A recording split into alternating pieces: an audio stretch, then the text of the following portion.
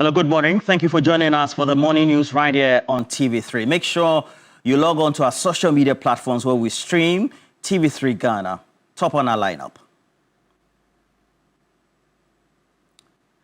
President Mahama is requesting details of allegations of sole sourcing against Big Push agenda under the Roads Ministry. I'll also tell you how the Ghana Institute of Safety and Environmental Professionals is calling for an independent investigation into the building collapse at Accra Newtown that killed 3 and injured about 20 others. Also in the lineup, government remains firmly on track to achieve its 8.6-month import cover target as international reserves steadily rise.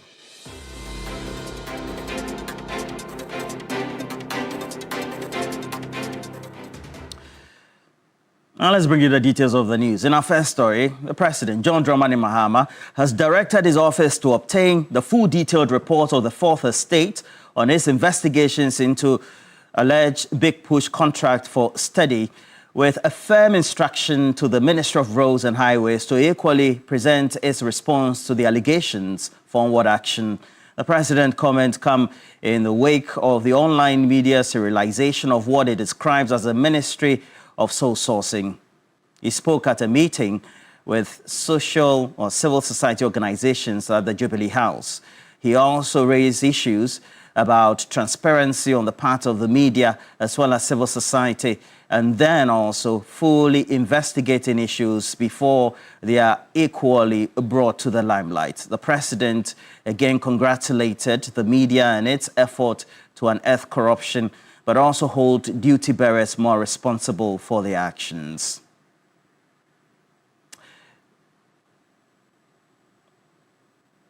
We're taking a break. We'll be right back.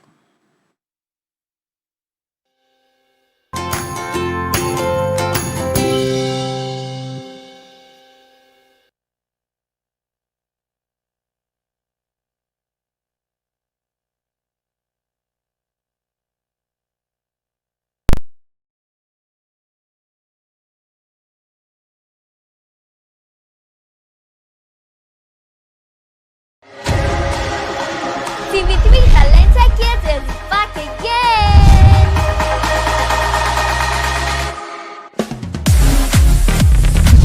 Even bigger and better, we're unveiling a brand new lineup of contestants with exciting, diverse and mind-blowing abilities from across the country.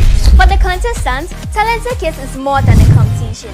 This is a journey of self-discovery, building confidence, resilience and a platform to grow from young, talented children into tomorrow's professional icons. Dial *713, *13# or download the MG Reality app to vote for your favorite contestant. Talented Kids, free to play. Talented Kids Season 17 shows Sunday at 5 p.m. on TV3. Powered by Indomie. Tastes great. Sponsored by Flora Tissues, Top Choco, Gino Jollof Mix, Didi Shito, Fratelli Calipo, Nero Prime Water, Coco Plus, CTIW Foundation. It's more than a TV show. It's where life comes alive. A party every weekday at 1 p.m. A masterclass in living your best life. A feast for the senses. A concert right where you are. Up close and personal with your favorite celebrities. Front row fashion, no ticket required. Your crash course in style, skills and self-care. Fitness that feels like fun. 2 hours of the best experiences life has to offer. Delivered to you in the convenience of your home, workplace, school, or hangouts. Hosted by the delightful Anita Akufu and the dashing Godwin Number. The afternoon show. Fun, uplifting, unmissable. 1 p.m. Monday to Thursday, only on TV3. The land is good, the land is fine. Edwin. Shawu. No. This one is Ghanaian. Her name is Wiala. Which organ produces bile? Kotoka. The liver is correct from Kotoka. The area of the square is greater than that of the circle. True or false? False. False is true. defined as spoken or done without preparation. What were you thinking? SNO. You would have been correct. Amma, name the scientist who developed the model of the atomic nucleus. Ernest Rutherford. You are correct, Ernest Rutherford. Can you identify this personality, please? Amma Taidu. The lady's name is Nitombo Nandi Indantwa. Junior Sharks Season 9 coming soon on TV3. The wait is over. A new world, new stakes. Across Ghana's campuses, the search begins.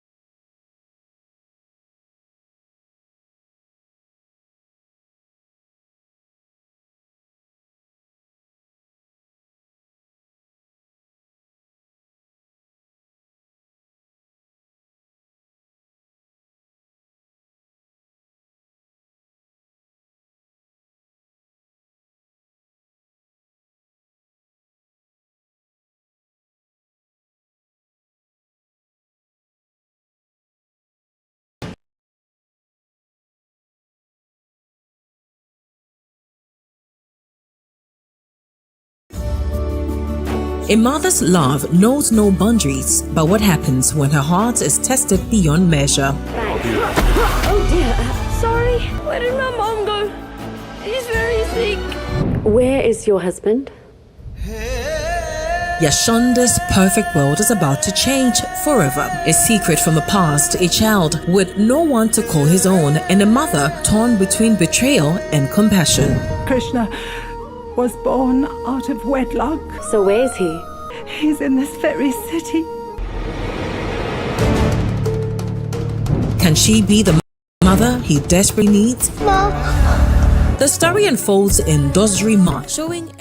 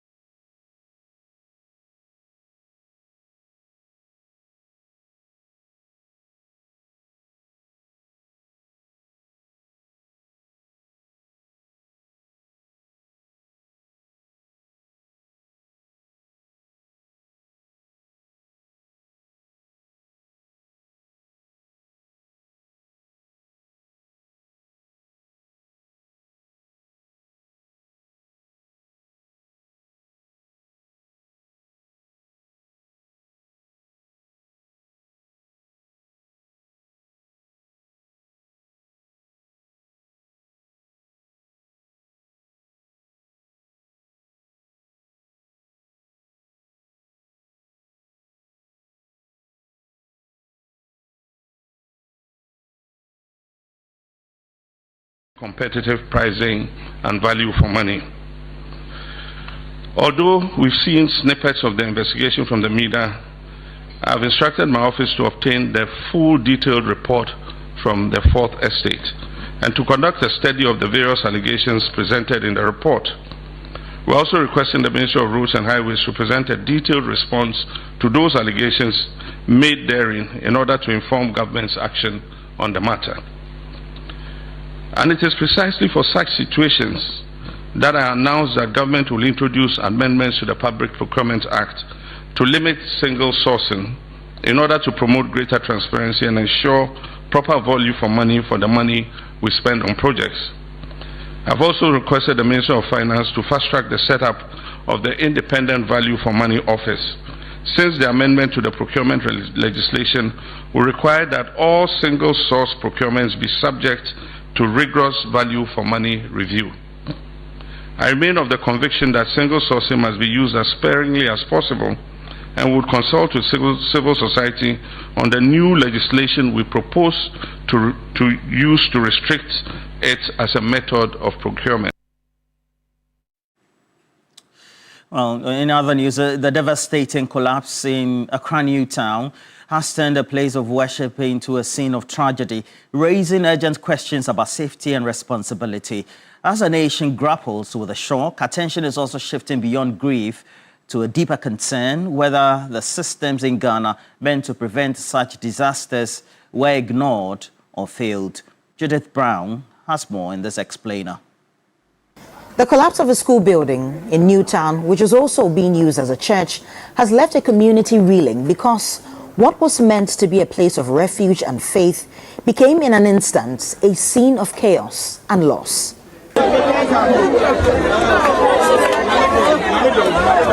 But for many, the shock is not just about the lives affected. The troubling question remains, how could this happen? Attention has quickly shifted from grief to accountability, because structural failures of this nature are rarely accidents in the purest form. They are often the result of a chain of oversights, shortcuts, or outright negligence. For President of the Ghana Institution of Engineering, Ludwig Anan Hesse, someone somewhere failed in their duty and must be held accountable.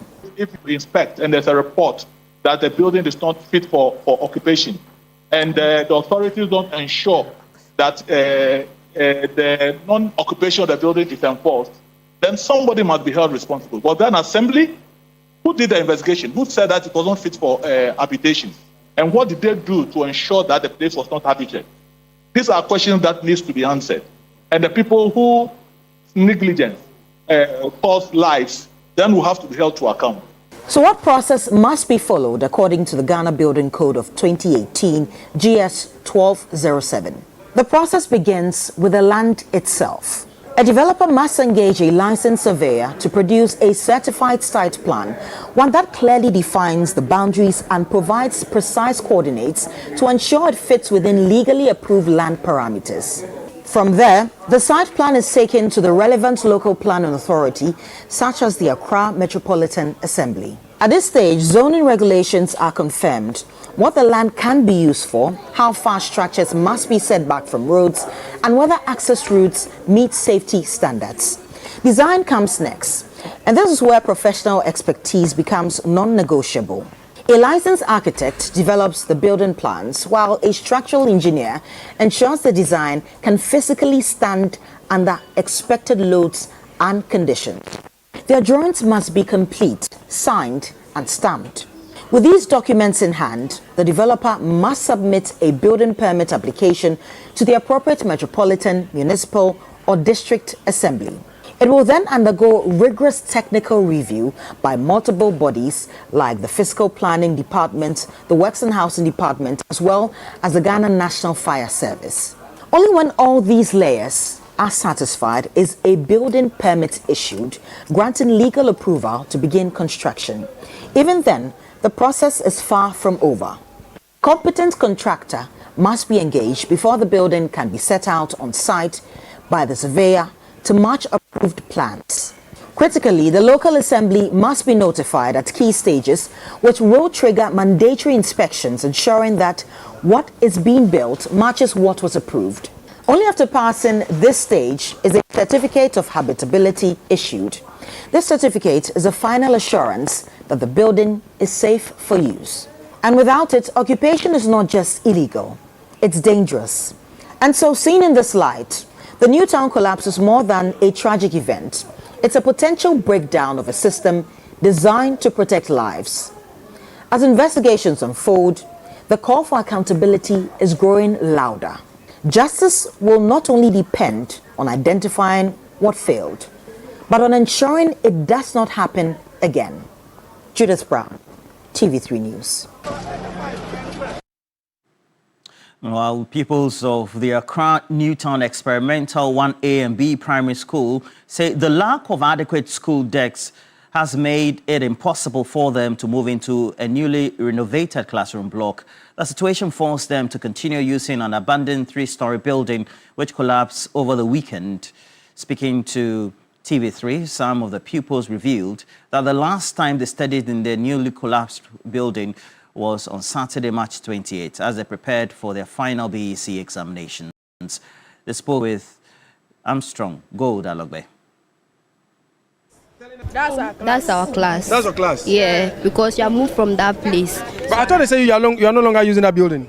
We are using it. You are still using it? Yeah, because they have not even opened it. So you say we should wait. They've not opened which one? The new one. They've not opened a new building? Yeah, so they say we should learn over there. So we are learning over there and don't know what has happened. We are informed too. Yeah. So anytime you go and sit down there, you are not able to learn well? Yeah. Why? Because there is a lot of heat over there. That place and dust and heat. So yeah, and the light is there is only one. And the building too has been shaking? Yeah, it's very weak. I'm very scared when the building is shaking. Like you get very scared sometimes? Yes. How does it shake? Can you demonstrate? Like when you touch it and it will be shaking. You touch with your small tiny hands and the building gets to shake? Yes. When it was that bad? Yes. It makes you very scared then? Yes. You have the same thing to say? Yes. Mostly we are the Form 3s and then we are the ones sitting at the last place. So sometimes when it rains, you can even see that the water is coming out from like the wall. Sometimes I can touch my friend and be like, hey, since I see you, look at the wall. I'm sure one day this thing will collapse. Sometimes we'll be sitting there, we'll be praying. You've been saying it? Yes. I think you are a prophetess already. Sometimes the teacher will be teaching, but we'll be praying like, Charlie, let's pray, because the way this thing is going, sometimes to the heat there, and even when people are praying, they are playing at the top and they are around, you can feel that something is shaking. So sometimes I'll tell the teacher I'm going to the washroom, then I'll go and stand outside, then I'll be like, hey God, please help us. So instead of you to be focusing on learning, you are focusing your mind on. You have to start praying, say your last prayers. But they were also praying. The building still collapsed anyway. Yes, but we thank God because we came to classes on Saturday. And then we left. So Sunday, and I heard that they said the building have collapsed. You came on class on Saturday. Saturday, you were in that building? Yes. The other buildings that you've been learning in, how is it like?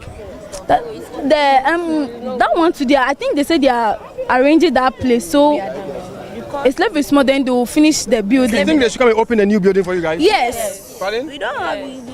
No, wait, you said you think they should come and open a new place for you? Yes, please, because we don't have desks. Now the building has collapsed. We don't even have desks where we can sit. So I think the government should bring us desks where we can sit because this is no good. Because we don't have desks. Yes. There are no desks in all the classrooms? Yes. All of the desks are in the We're in that story building. Yes. All the desks were packed in that story building? Yes, please. So we don't have desks. Well, so these are some pupils and students here at Accra Newtown that narrating to us how and what they've been saying, what they've been seeing over the past few years. Some of them said they were here on Saturday to study ahead of the upcoming BEC, and fortunately for them, they escaped a day after the building collapsed. They are calling on government to intervene by providing them with desks and also open a new building for them to study in. Joseph Armstrong, Gold Alogbe, TV3, Accra Newtown.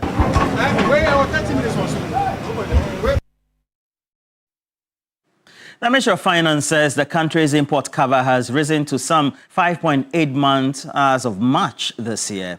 Well, it says government is on track to meet its target of 8.6 months of import cover.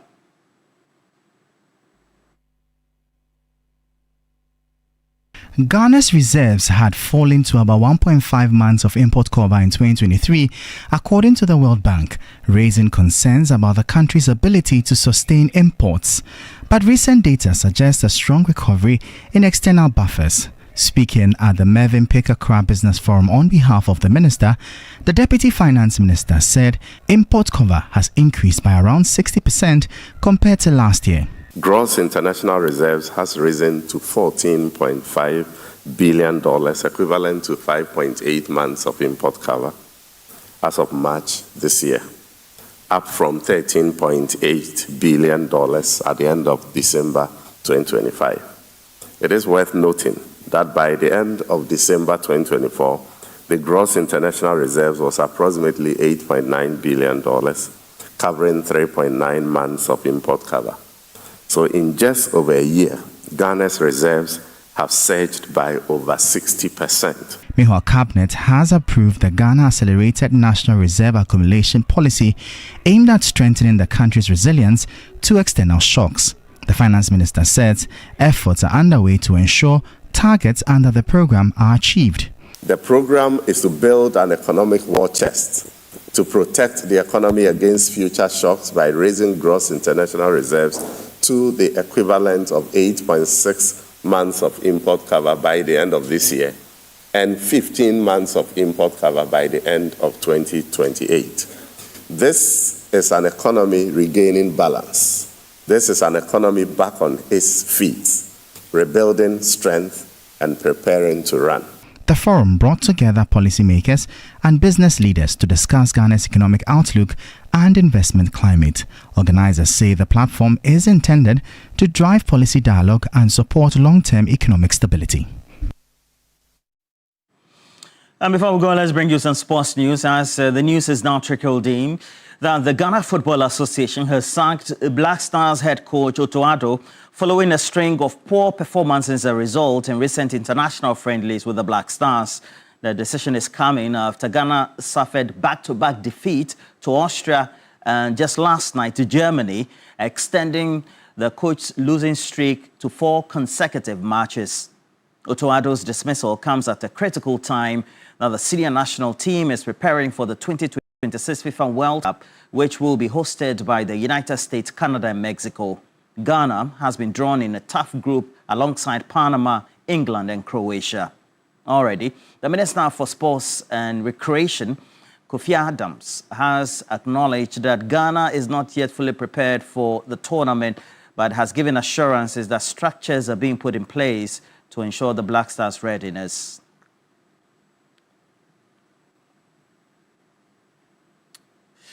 I will bring you more on this latest sacking of Otto Addo, the Black Stars coach by the Ghana Football Association, when we fully digest this. So we bring you TV3 Newday up next. Stay with us.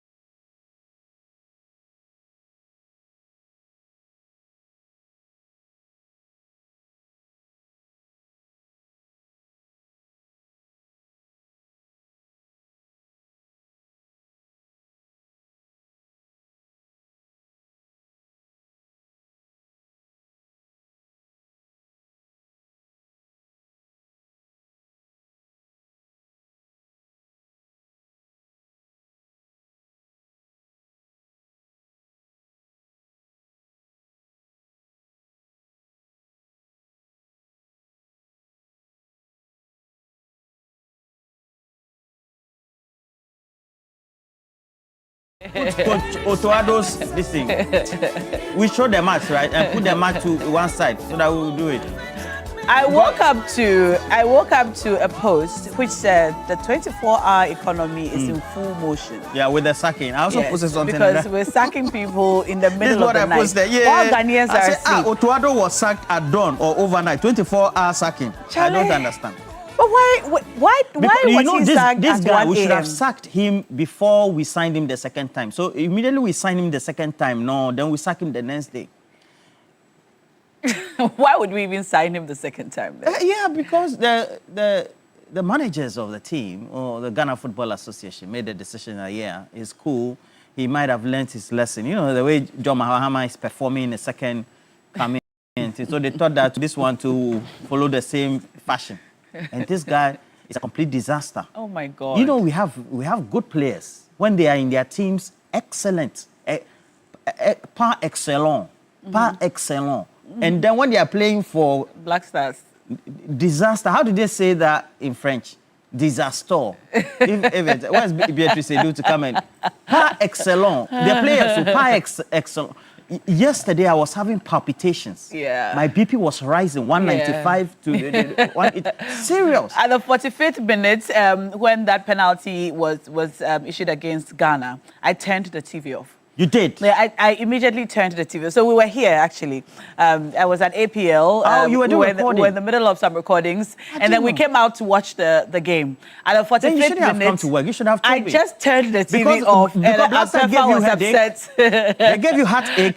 Charlie, you were working overnight and Charlie, you still came this morning. Charlie, let me do your work for you. So after the 45th minute, so we waited about 10 minutes, we turned the TV back on and we saw that they had scored us. Look, I had put all my faith and my hope and my prayers and my vim in Benjamin Asari. Yeah. I said Asari must catch this one. Yes. And you know, as he stood, but he did well. He tried. But the guy is good though. The guy who took the penalty. So, but he swerved that. It was a But clean, is it the guy? Is it the guy who sent to the World Cup? Who? Benjamin. Yeah, Benjamin is going to the World Cup. Benjamin not Asari is going to I thought the other one. Yeah, no, Benjamin Is Asari. it T Well, from what we know, Benjamin Asari is the one who's going to House the of World Folk Cup. supporters, the episode. But, I mean, as a Kotoko fan, I don't think we have to say anything. But for the first... because he's a Shatta fan, yeah, so maybe. Charlie, he loves Shatta so much. Yes, myself, I love Shatta. Every time even though I love equally Stone Boy. He does the Shatta movement sign. Anyway, well, shouts to him. I think he did. Nice. He tried. He tried. I met him at the mall one time. Who? Otoado? Yes, and then I greeted him because when I saw him, I thought it was Yaya Toure. Oh. So when he went away, then he's quite a bit shy. Then he responded and went. So when he went away, then I turned. Then the way I saw the bow-legged, I said, no, this is our coach. He's bow-legged? Oh, no, footballers usually have a very arched leg. Like yours? Because of years of training. Like yours? Years of training. Yeah. But turning our attention to the Black Stars, away from the teasing that Roland, did you ever say that you had played football in the past? Yeah. You used to play? Ashama 11. I was one of the top players. Ashama 11? Yeah. That's a real team. I was holding the jersey for the team, usually. Ashama 11? Yes, when I was growing up. So usually at Kofi Nimo Park, I would be holding the jersey. You'll be holding the jersey? Yeah, but we got jersey boys, so I'll be holding the jersey. But you never played? Oh, no, I've played small pool and then normal park. Gutter to gutter? No, no pool. Apart from that one, I played in normal parks. Yes, and it's not like I was a very good player. Logically, if you look at me. But I did sport. I started, listen to me. But what's the difference between you and the DIU? I was doing sports too. You have a similar physique as the DIU. I was doing sports broadcasting at some point. No kidding. Yeah. No, you were a sports journalist? Right here on TV3. I see. I'm telling you. I see. So it's not like I'm a novice in sports at all. I see. I have my act together. So you've done work for, did you say International Justice Mission? As in you did some journalistic work in child trafficking investigations and so on. Did you say that? I did that one. Then with Challenging Heights, Child Rights International. Okay. And then you've done... are you here to interview? Because the Blaster, please play Blaster song. You've done journalism, tourism or something of the sort. You've done factory work. You said you used to work in a factory, right? Charlie, the way the things are going now. Let me say good morning to Chairman. You've been around. Chairman Godwin Tamaklo. Chairman Godwin Tama. I don't know how you Roland, think allow us to appreciate you. And you know, Chairman Godwin please Tama allow us to appreciate is the group chief executive for the Rate in Group. terms of his journalism. Great man. Turn off his microphone. Chairman Godwin Tama, good morning to you. And he's the one going to send me to the World Cup. I'm going to the USA. Yes, Chairman Godwin Tama, good morning to you as well. The wife is called. I don't have it. Okay. I have to start applying, right? Yes. How many days does it take for you to get? I actually don't know what the new terms are. All right. And then also Edmond Combat, Tema Oil Refinery. Great gentleman. He's from Bunkrugu. So Edmond Combat, good morning to you as well. Alhaji. Alhaji, I don't know what you think of this loss by the Black Star. They lost 5, was it 5-0 or 5-1? To Austria, 5-1. And then Germany 2-1. Yeah. I thought Germany would give us like 8-1. So because of that, I didn't get close to my television or my streaming device. For some reason, I had some faith. Anyway, special good morning going out to Anthony. Anthony, my relationship manager at Stanbic Bank. It was your birthday yesterday. I was going to do a big birthday wish for you because you have been an amazing relationship officer ever since I met you. The best relationship officer I've had. And you work with Stanbic Bank. It was your birthday yesterday. But yesterday, we were hit with very terrible news, so we couldn't really do our birthdays. So I said I was going to celebrate you this morning. Anthony of Stanbic Bank. Happy birthday, sir. I hope you had a wonderful Anthony day of Stanbic yesterday. Bank, happy birthday to you. Shouts and to you. For now to be praising you means that you do good work. And then also, Mensa Oklu of Monenu, Akachi in the Volta region. You were 60 yesterday. Wow. Happy birthday to you. Mensa Oklu of Monenu, Akachi, great friend of mine. From everybody else, Ifua, Paulina, everybody else, we love you so much as well. And Jane Amprofiduku is with the Ghana Health Service, Cape Coast. She's not happy about the loss of the Black Star. She's been lamenting. She couldn't sleep. And then, I don't know whether you know famous Achichogbi. Yes. Yeah, he works with the Ghana Investment Promotion Center now. He also couldn't sleep. Because of the Black Stars? Yes. And then Zachariah, Master Planner Jr. also From couldn't Kintampo. sleep.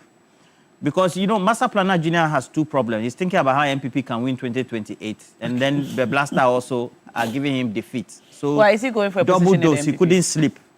Kwesi Mensah is in the US, Albany, New York, thinking that he can save and go and watch the Black Stars in Boston and then in Canada. And now they are losing. So he has a headache. And I think we need to ask our people what they make of it. What are you doing for big issues? Well, let's tell our people what we are doing for this morning first. And since you are so passionate about the Black Stars this morning, I think you should do it. What are we doing for this morning? We should ask them what they think of the team's performance. What do we think of the Black Stars team performance? What do we think of the Black Stars performance so far? And then team ultimately leading to the so sacking far? of the coach. Especially that we woke up this morning. I saw the news at 3 a.m. I woke up at 3 a.m. and the first thing I saw was 24-hour sacking, 24-hour economy in full swing. Gotoado was fired around 1 a.m. And then I saw Gary Al Smith also put it out. And then I saw Juliet Bay also put it out. And then I knew that, okay, it had happened. And so I commented on it at 3:30 a.m. And Ghanaians were awake and commenting. I think by 4:30, I had about 150 comments. And all of them said, we are awake. We are awake. It's called a dawn broadcast. The sacking was a dawn broadcast. And it appears that many people are in agreement. Are you? It's a step in the right direction at this time as we get ready for the World Cup. This is the right time to let our coach go. Did he have to go at all? Let us know. We're going to activate the phone lines in a minute, and then you can join us live. And also on big issues, we're going to be talking about this trending matter of soul sourcing. The president has spoken. We've seen the reports from the Fourth Estate and matters arising. And of course, we have sports where we will go further into yesterday's game, the Black Stars against Germany. We secured 1 goal, but unfortunately we lost the game 2-1 against the Black Stars. Our coach has been sacked. What do you make of all of it? Let us know under our live stream on Facebook. You can leave your comments. We'll read them as we go. But now it's time for This Morning. Stay tuned.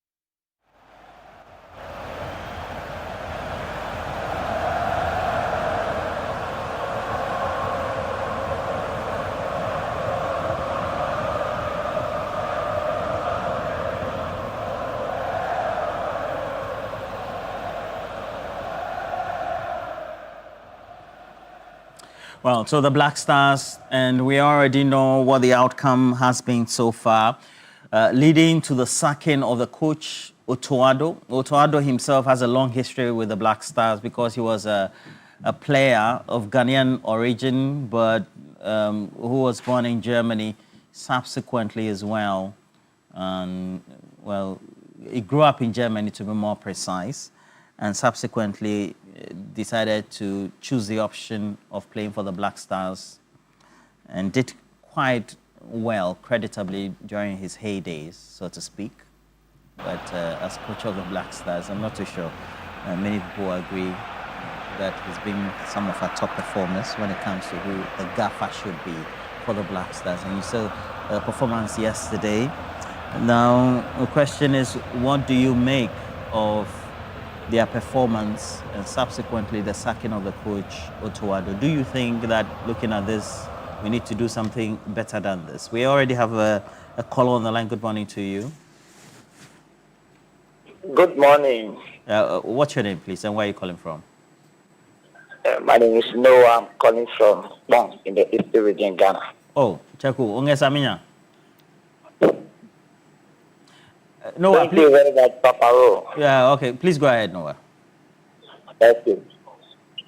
Frankly speaking, this has been so heartbreaking because looking at things, the whole of Ghanaians, in fact, the massive support from across the 60 regions has been a wonderful one. But it seems the performances have been breaking hearts across the nation.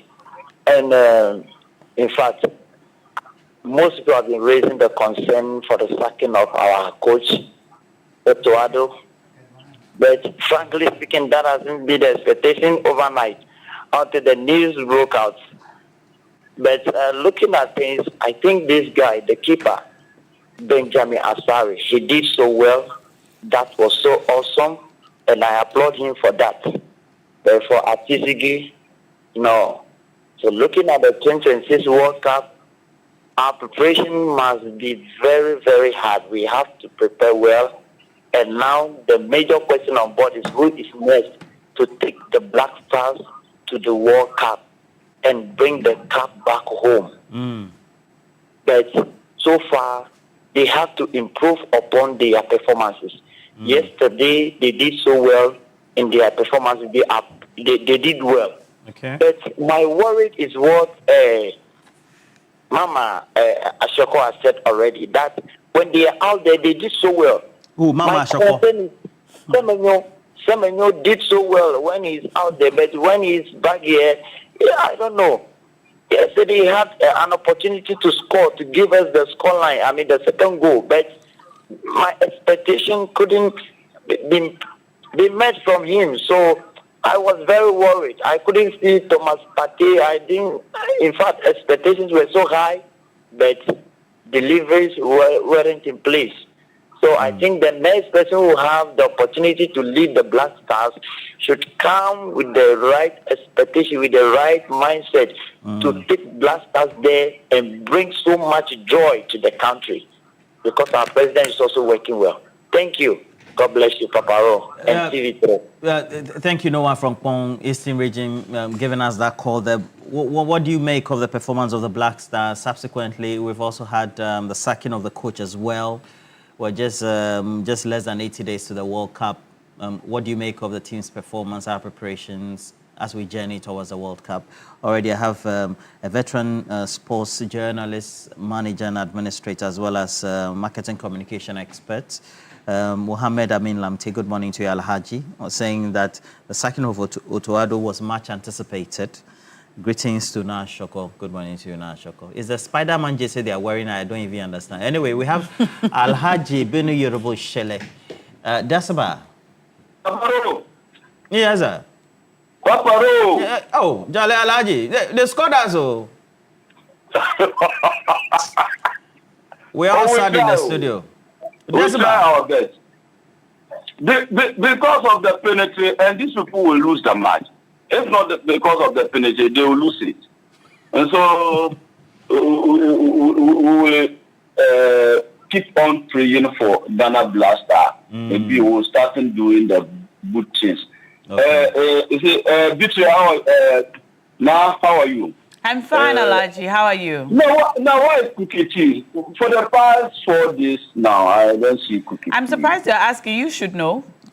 Okay. Cookie has taken a few days off. She'll be back with us in 2 weeks, yes. No, 2 weeks. No problem. Yes. What do you make of the Black Stars performance yesterday? It's a great Shamima and Rajalasan and Dr. Wumbi for me. And, you see, the performance of the Black Stars, they performed well yesterday. This showed that if we went to the World Cup, we can do something. You see, sometimes when some people talking about sacking the coach, we will not do that. Because if we keep on sacking the coaches without not get any results, it means that our sacking coach is useless, like Chelsea. How is Chelsea sacking their coaches? Do you know that? So when some mistake come, we can sit to our players, talk to them, how they can put pressure and to win some matches. But this is a friendly match, is that also? Yeah. This is a friendly match. So we shouldn't be looking at it like if we go to the World Cup, we will lose. World Cup is different for the friendly match. If you kill yourself and play the friendly match and you win, you will not go for the World Cup. Do you know that? Really? Yes. So let's look about these things. And then I think Ghana, we have problem. Anytime Ghana lose the match, if you go to the social media and you will see how people is writing nonsense. Everybody writes nonsense. And some people use it and they say, attacking President John Dramani Mahama. Those are the people who target President John Dramani Mahama. They have sabotaged they sabotage the country. Not President John Dramani Mahama, you sabotage. So let's look about this. How solution and we will find for our team will push to win the match. Even if we don't win, at least bro, is that also? So let's keep on look about this, and we shouldn't be doing this and writing the heart in the social media. All right. May God bless our homeland Ghana and make our nation great and strong. Amen. Thank you. Thank you, Alaji, for that call. You can also call us. Let us know what your thoughts are on the dismissal of Coach Otuado. They say that you sacked, dismissed, or fired, or parted ways, depending on how you personally feel about the matter. Sani is on standby. Hello, Sani. Good morning, madam. How are you? Very well, thank you. How are you? Oh, I'm terrific. Just that I'm not happy with my Black Stars. Their performance so far. In fact, it is nothing to write home about. And in fact, it's been given a sleepless nights and all that. So, and you see, some people are saying that it's no good for them to sack the coach.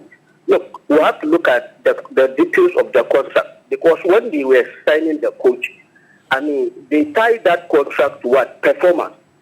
And then when you look at if the coach is losing 4 matches in a row, I mean, it looks like he's not delivering what we're expecting from him. Okay? And then if you look at the countries that he's losing to, in fact, it's quite worrying. Countries like Chad, he's drawing, with Chad, and then now he lost 5 goals to 1 to what he call it, Austria. Countries that do not have pedigree in world football. Ghana, we are far, far, far ahead of those countries. Do you understand? So I think that his performance keeps on, dwindling. And then we cannot take a coach to the World Cup. A symbolic coach who just go and be standing without having any technical discipline and all that, so that the country can excel. So I think that the sacking is coming. They should look for a good coach for replacement. And then you look at the amount of money that we are paying to him as remuneration for a month. In fact, $50,000 for a month. Do you understand? If you change it to the current, prevailing dollar rate, do you understand? Ghana cedis, we are getting about 550,000 Ghana cedis per month. So you are paying this sum of money to a coach who is not delivering, and you want us to take him to the World Cup. No. We cannot take him to the World Cup. So I'm very, very happy that, they sacked the coach. So they should look for a replacement. As for the players, I think we have brilliant of them. Quite a number of them who are very brilliant and they are doing very well in their respective teams. So why is it that you cannot blend them? You cannot blend the international players plus the local players so that you will deliver.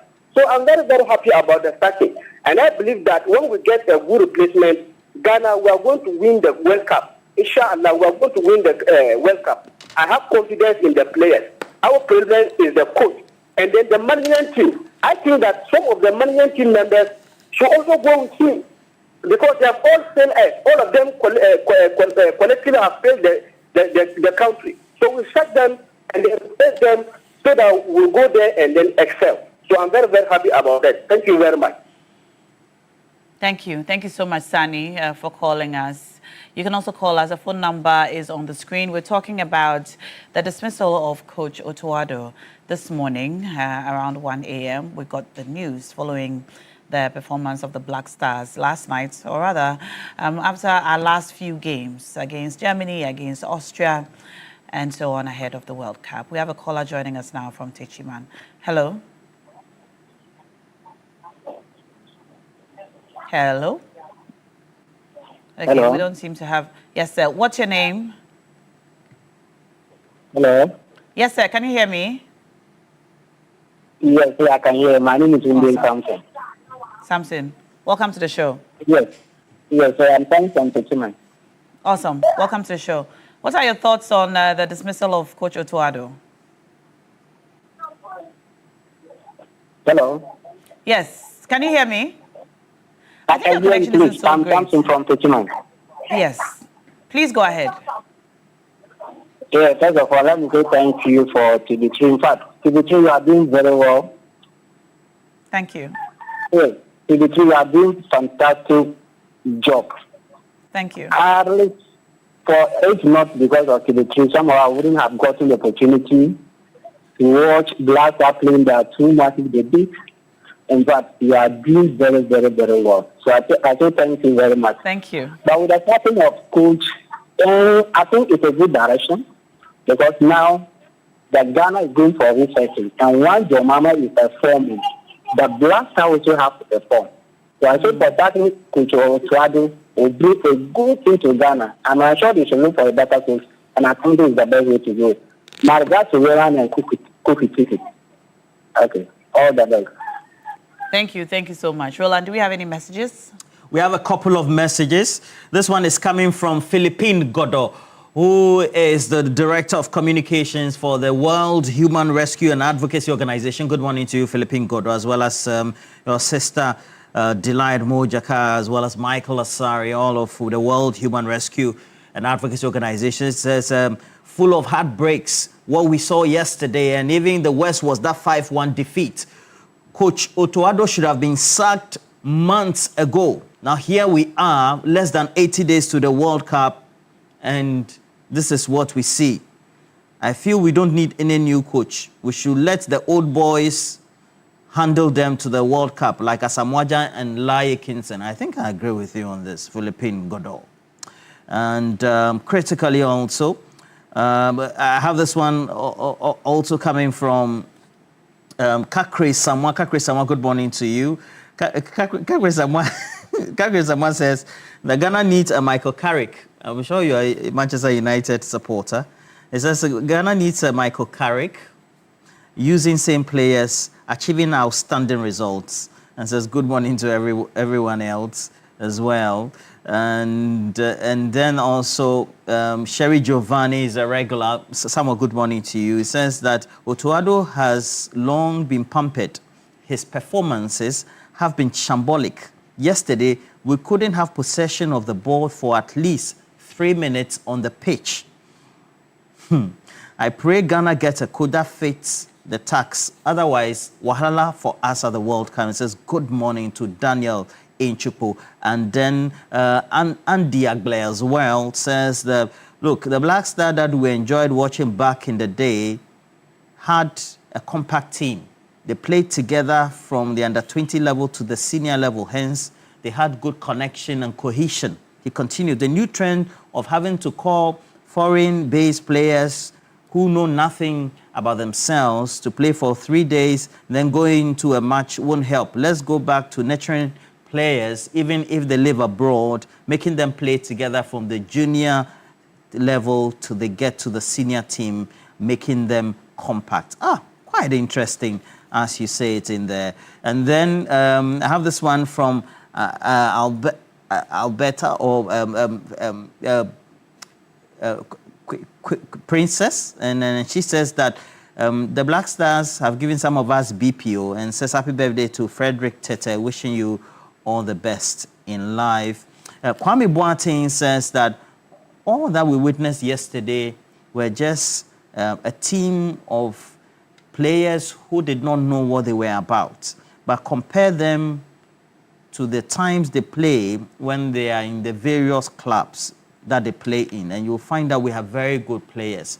How can we assemble a team full of talent and yet don't have a coach who can clearly deploy them for a better strategy for a strong opposition? We are in for trouble. Bonti Benjamin, good morning to you. Bonti Benjamin says that the national team is just a reflection of the government we have. Bonti Benjamin.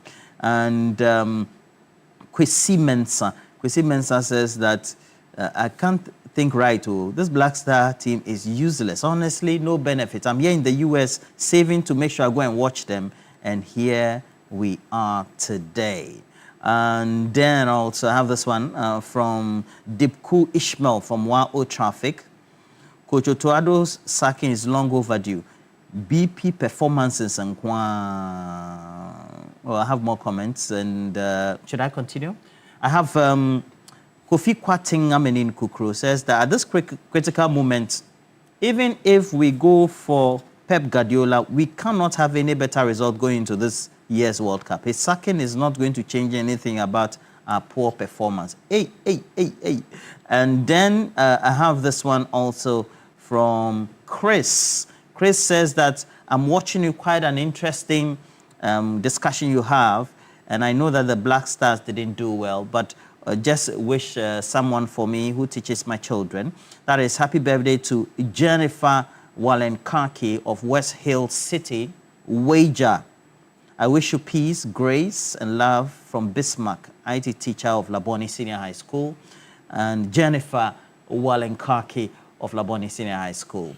Well, all we right. have another yes, caller. Let's go back to the phone lines and talk to you who are calling us this morning to share your thoughts on your thoughts, really, on how you feel about the dismissal of Coach Otoado in the middle of the night. All right. Who do we have on the call now? Hello? Hello? Is this Welbeck? Welbeck, it looks like Welbeck has left us, but you can also call us, please. The phone number is on the screen. Let us know your thoughts about the dismissal of Coach Otoado. And I have decided not to read any more messages about calling this dismissal a 24-hour economy dismissal because it happened at 1 a.m. We have a caller from... When you say that, gets me cracking. From Tamale.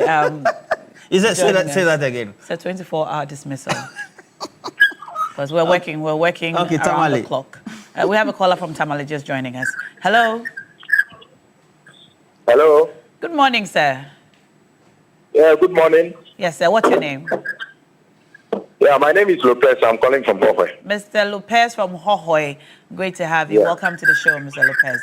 What are your thoughts about the dismissal of our coach, Otoado? In fact, we can't continue dismissing coach just like that. The fact that the players didn't play well to the satisfaction of we the Chinese doesn't mean we should sack the coach.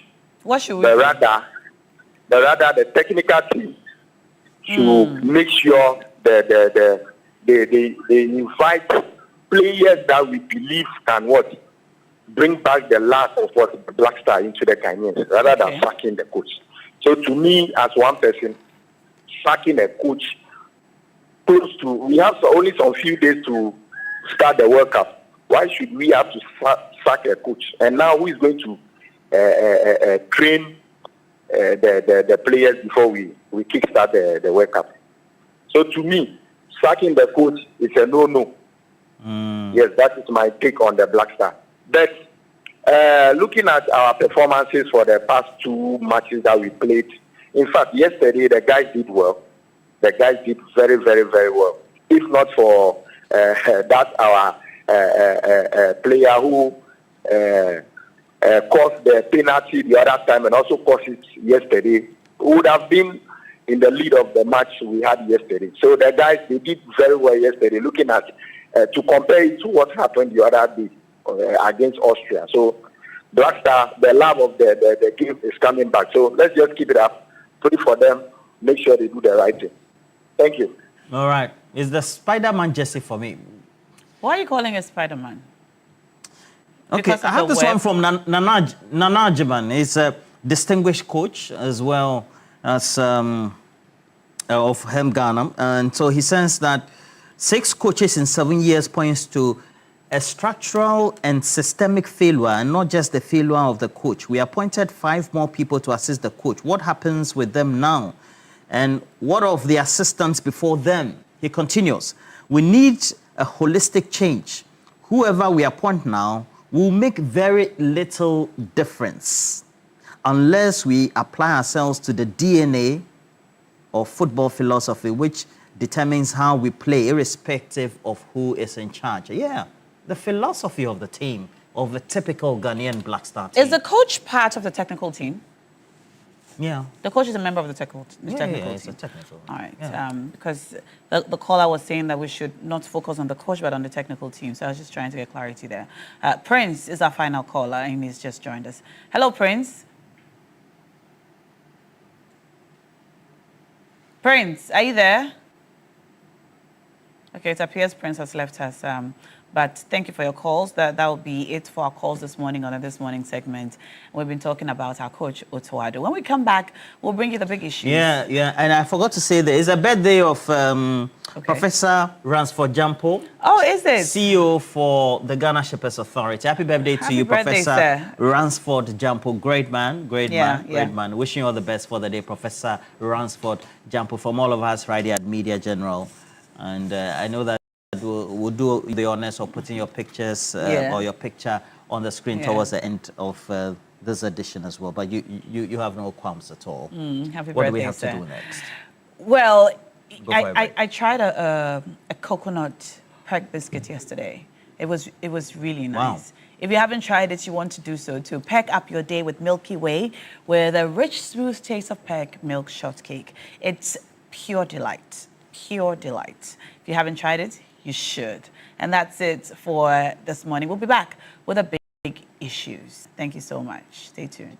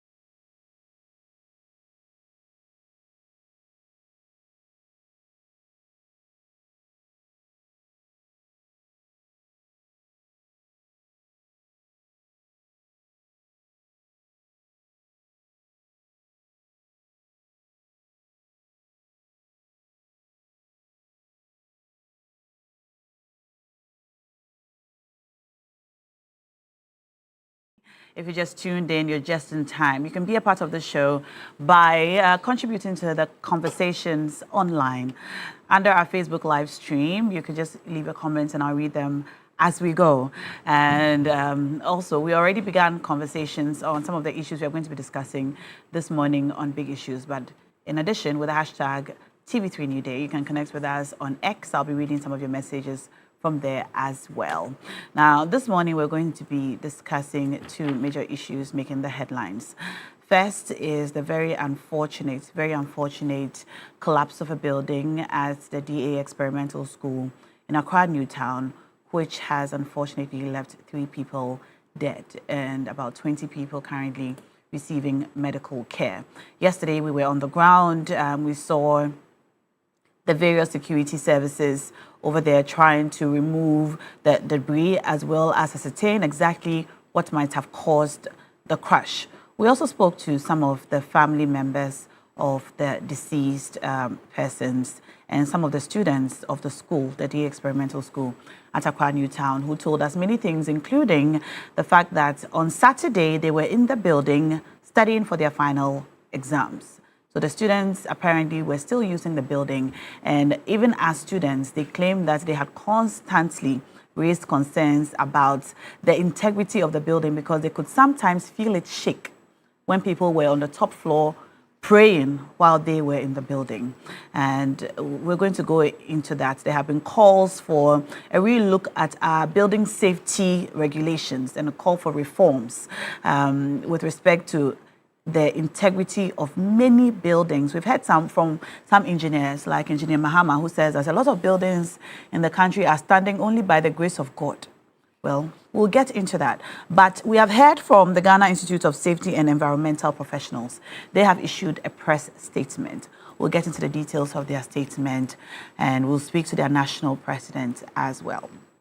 In addition, we're going to discuss the president's call for a proper probe into the big push contracts, which the Fourth Estate has published a report on. We're going to go into that and the president's speech while he addressed civil society organizations yesterday. My guests are already here and seated. We have in the building MP for Japa, Honorable Kletus Seidu Dapila. Good morning, sir. Good morning. Great to have you in studio. Thank you. It's been a while. Yes, I think the last time you were here, we were here. I think it was for, was it for a by-election? I don't remember. Yeah. I think it was last time.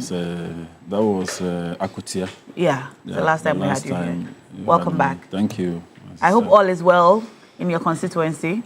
Well, all is well. It's positive. There's peace. The people are going about with their normal daily activities, and we are also trying our best to get the part of the national cake to our people. You are trying your best. Yes. But the cake is in your hands. Yeah, it's the cake has never been enough. You can't have enough cake. Exactly. So that's why nobody can ever say you have enough. I see. So we are always trying. It's not, much, but we are trying to get what we can get for our people. And I think so far so good. So far so good. They are impressed. More grease.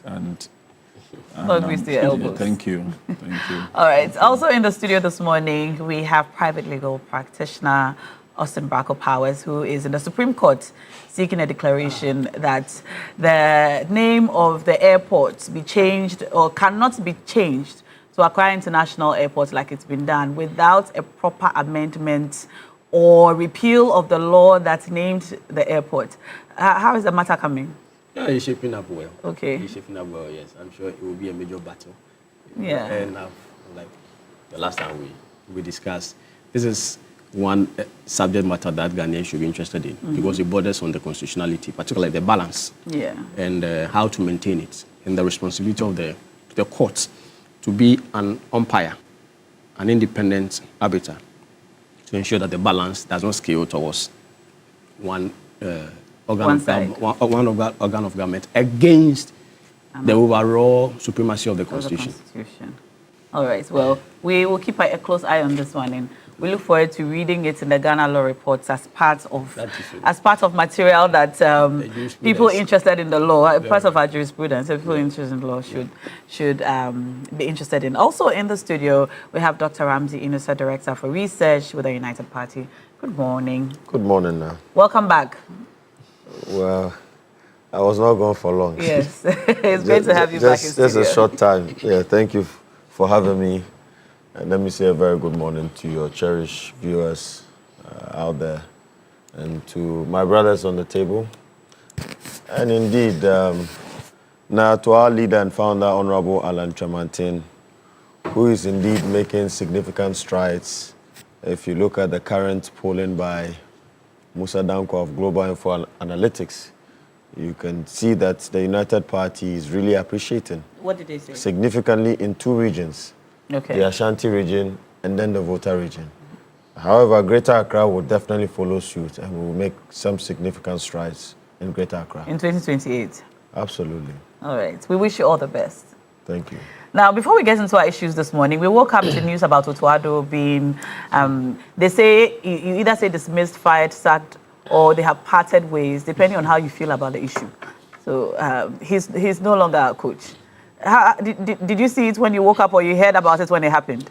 Well, I'm aware of the crunch meeting being held. Oh, okay. Late night, and I'm told it went into dawn. Yeah. And a decision was finally taken. Now, I think for me, it's a welcome news because now everybody, when you take a job to do and you are not performing by way of your employers, I think they have the right to ask you to stay away so that they can hire the service of another person. Many Ghanaians, honestly, have not been too happy about his style of coaching, and they felt like he's one coach that usually win by luck, not by performance, not by his tact, not by his expertise. That is the general perception of Ghanaians. So for me, it's just like any other worker. Now, you are here working. If you are not performing, your employers can say that now, part ways, you have to stop. Let's hire another person. So it is everybody. Look, it's the taxpayers' money we use to pay these coaches. Yeah. Even the players, I have a problem with them. You see? The players? Yes, I have a problem with them. I have a problem. You see, the motivation that they get, the kind of money. You see, if you are a player and you play for Ghana Black Stars for a number of years, you are far better off than a PhD holder who has lectured, for all his life. Yeah. You understand? So once you are hired to play for the country, you should put in your best. It shouldn't be about, it's local team, so I don't want to be hurt. But you are being paid by the taxpayers' money.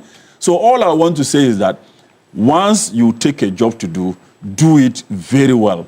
If you are not performing, if you are not doing it well according to your employers, they will take the job from you and give to somebody else. So, Coach Ado, it's welcome news. Yeah, it's welcome news. I think it's long overdue, according to many Ghanaians. I'm not too much into football, but from my friends I have... From those who you have heard. Yeah, they are not too happy with his performance. And for me, but I just want to tell the players themselves that, look, Ghana is Ghana. Ghana is our mother country. They should make Ghana proud. It shouldn't be about, I don't want to, get injury where I can't, perform in my foreign club and all of that. If you perform locally, the foreign clubs will buy you. But they do well when they go international. They do well in their club. Yes, so it tells you that they don't put in their best when maybe they come. Maybe it's from the technical bench. It cannot be. It cannot be from the technical bench now. It's their style. It's an attitude. But you go where the coach sends you. Is it? You go where the coach sends you.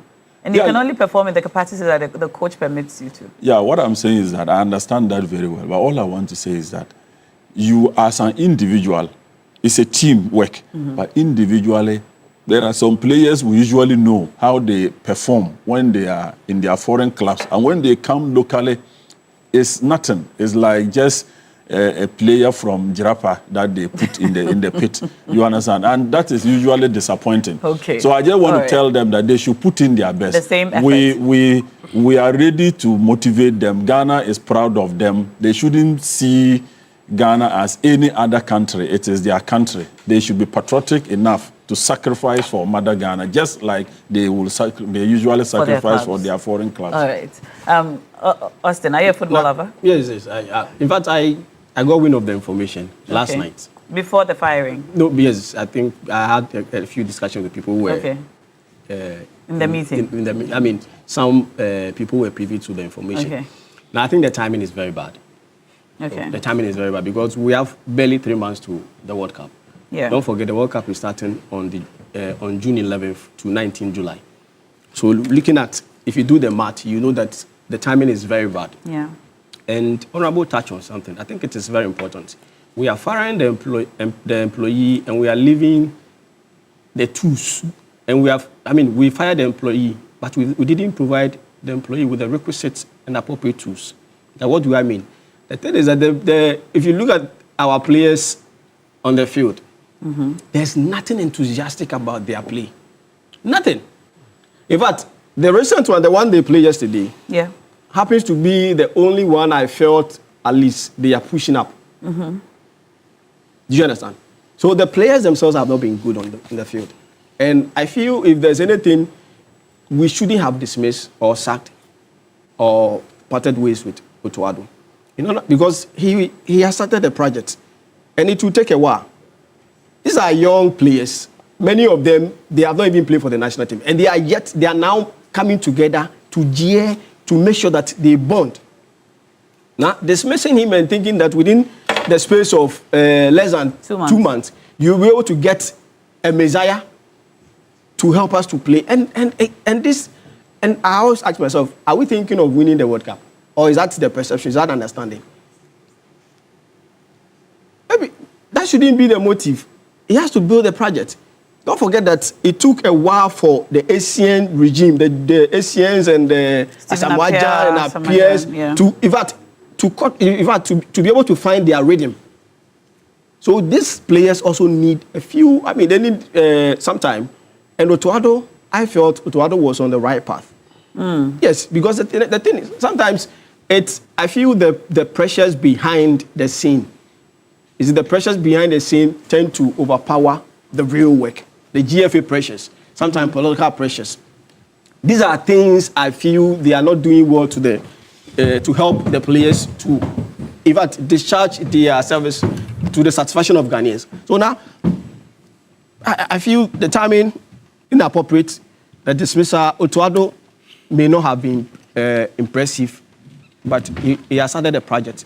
And it takes a while. If you look at all the major coaches in the world, you realize that when they start the project, look at I'm sure now you are not an Arsenal fan, but look at Arteta. Why you say you are sure I'm not an Arsenal fan? Are you? Yes, I'm an Arsenal fan. Yeah, because I was making fun of Arsenal last week. Yes. We make fun of ourselves as Arsenal fans. Now, when you look at the trajectory, Arteta started the project, but it looks positive this time around. Even though you may have lost the FA Cup, it appears I think you lost the Carabao Cup. Yeah. But the FA Cup appears to be something positive, and even the Premiership. Yes. So these are, this is an example of a coach that started a project, which now appears to be positive. So I feel the dismissal of Otuado was needless, because the players, in any case, if they go to the World Cup, I don't think they will be able to win this World Cup, or they will even. They will impress us as much as we expect. But someone says they can only bring back a disposable cup. And now I will be happy because I'll be happy. I don't mind if they do not excel beyond the group stages. Do you know why? Because it's a project that we've started.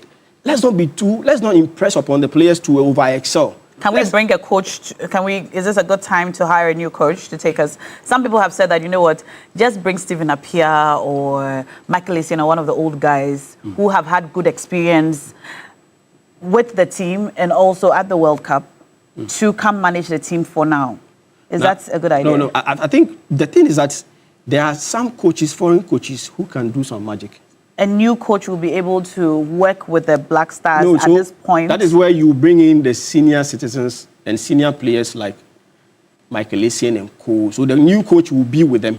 And he will funnel his instructions through them because they have been with the players, they know them. Do you understand? But leaving the team in the hands of Essien and co, I don't think it will be a good idea. A good idea. No, they're not a good idea. Let's get, if having dismissed Otuado, get a foreign coach who has exceptional performance or experience. To lead the team. But I'm not expecting the Blaster to move to do magic. No, I don't. All right. So we've been joined also in studio by Mr. Alfred Thompson, the former Deputy Director of NIB. Good morning, sir. Good morning. Great to have you. Nice to Great see to you have again. you. Yes. How are you doing? Yeah, very well, thank you. You're welcome. Thank you very much. All right, we'll come to you in a moment. But Doc, you just heard about the removal. Definitely, I heard it this Are morning. you a football fan? Right, so. Oh, I see. Right, so a Phobian fan. Oh. To be precise. Phobia. Never say die. But you don't come to stadium. Why? I'll come. I have to join you. You will sponsor the players one of these days. Nice one. Okay. How did the news come to you? Well, now, I think that if you look at the data in terms of performance, this coach has 8 wins out of 22 matches. We missed the AFCON. Yeah. You know, in a while, Ghana has always dominated the AFCON, but we missed it this time. Shows that our performance is on a decline. I do not blame the coach. I blame the FA, the GFA. Okay. Absolutely. I blame the GFA because the root cause of Ghana's football woes lies in the bosom of the GFA. Where is our Coast football? I used to play Coast some time ago. Yes. I was captain of my school team. I see. Yes, number 5. I was a defender. I see. If you miss the ball, don't miss the man. That was my mentality during those days. Now, where is the love for football these days in this country? Look at our local league. Yeah. What proper investments are we putting in our football? Right? Look at the various so-called astroturfs that they claim they built. Are they up to standard? Under the previous administration. Are they up to standard? What's wrong with astroturfs? They are not up to standard. These astroturfs are serving our communities very well. I've visited a few of them. They are not up to standard for football activities. Really? Yes. I dare you to go and do your own investigation. Oh, no, I know that there are astroturfs in our community. I've visited a number of them. Astroturfs, and when the wind blows, it carries the carpet with it. I participate heavily in local football. No. So I don't know which ones you are referring to. There are certain exceptions. Okay. Right, like the one at Labadil, Magdan's own. Okay. Right, there are some the ones in Teshin are great too. Yes, there are some few exceptions, but many of them are not up to standard. I see. Right, and so we've lacked the ability and that real interest to build our football. Look at the generation of Dede Ayew. That team, Dominic Adia, right? That team that won the under 21 World Cup in Egypt. That was our golden team. Post that team, what other golden generation did we groom? Nothing. So we are here just... Which year was that? What? Which year was that? When they won the World Cup. Yeah. Yeah, under 20 World Cup. When Dede Ayew was a captain in Egypt. Okay. Yes. I think we played Brazil also. Brazil in the final. Yeah, in the final. You know, we failed to groom the next generation to take over. Look at the likes of ASEAN, that generation that made it up to the quarterfinal of the South African World Cup. What did we do then? Did we put in the right investments to look for other young talents to take over them? Because football is a systemic process, it's generational. And that is why Brazil has been dominating. That is why the likes of Argentina, because they have the structures in place, deliberate structures and policies in place, implemented by their FAs. But we are here always blaming the coaches. So it's our FA that has to sit up? The FA has to sit up. All right. The FA has to sit up. I do not see, the need in sacking Otuado now, even though the performance is abysmal. almost 3 months to the World Cup. Who is going to take up? Yeah, not a yes, it's not. The magic can be done. Well, somebody can come and turn the fortunes around. Well, I agree with you. If the team based on if the players themselves, I'm sure they interviewed the players themselves. They felt like no. Do you know why I'll concur to what he's saying? Why? We saw that with Ivory Coast. Yeah. When they hosted AFCON. Yes. Well, all right. Well, let me come to you, Mr. Thompson. You heard about the news of Otuado being given the boot. Yeah, I read about it around, I think, 1 a.m. Yes. Also, it's unfortunate. I don't know why every time we blame the coach, especially where in Ghana we have over 1 million coaches trying to teach him what to do. In life, I always say that as human as we are, we sometimes make mistakes. It's not going to be perfect from the beginning. Yesterday's match showed us that there was some improvement in what he was doing. So gradually, as he's picking up and he's given the chance to run his administration, I believe he would have done better. And maybe, since it's an emergency now, maybe they'll also source a new coach and bring him in. Because that's the you order. had to say so. That's the order of the day. That's the order. All right, so we'll get into so sourcing. Emergency. So when it happens this way, then they quickly have to put an emergency in and we'll get into a new coach to decide their person they want to put in. But at the end of the day, it affects the whole Ghana. We are not happy about it. Yeah. I'm not saying he's perfect as a human being, but I believe he could have done better. Yeah. And if given the chance, and if he sits down, because after every match, you need to sit and watch and see where the loopholes are and better the next one. And that's what I expected them to do with him. Everybody sits down, let's judge, or let's see where the mistakes are, let's see what we can do better. And when you start doing that, continuously improve upon yourself. But here we are. They know best. Anyway, well, we'll get into our main topics for this morning, and we should begin with the unfortunate collapse of a building at Accra Newtown that claimed 3 lives. Now, we've seen the reports, we've heard from the families, we have heard from the Vice President who visited, and we've heard also from the Ghana Institute of Safety and Environment professionals. One thing that runs through all the conversations that we've had is the need to look at our building safety laws and if there is a need for reform. So let me start with you, Austin Bracco Powers. Looking at the legal framework that we have in this country with respect to our building laws, planning laws, bylaws, local government laws, and so on, are there any loopholes? Do we have sufficient laws to prevent this sort of disaster from occurring? Or is it always the problem that we have in this country of enforcement that's not working? Yeah, thank you very much. The thing is that when the tragic incident was reported, I had the opportunity or the benefit of reviewing some of our laws, particularly the National Building Regulation 1996, LI 1630. And I was impressed with the holistic nature of the law.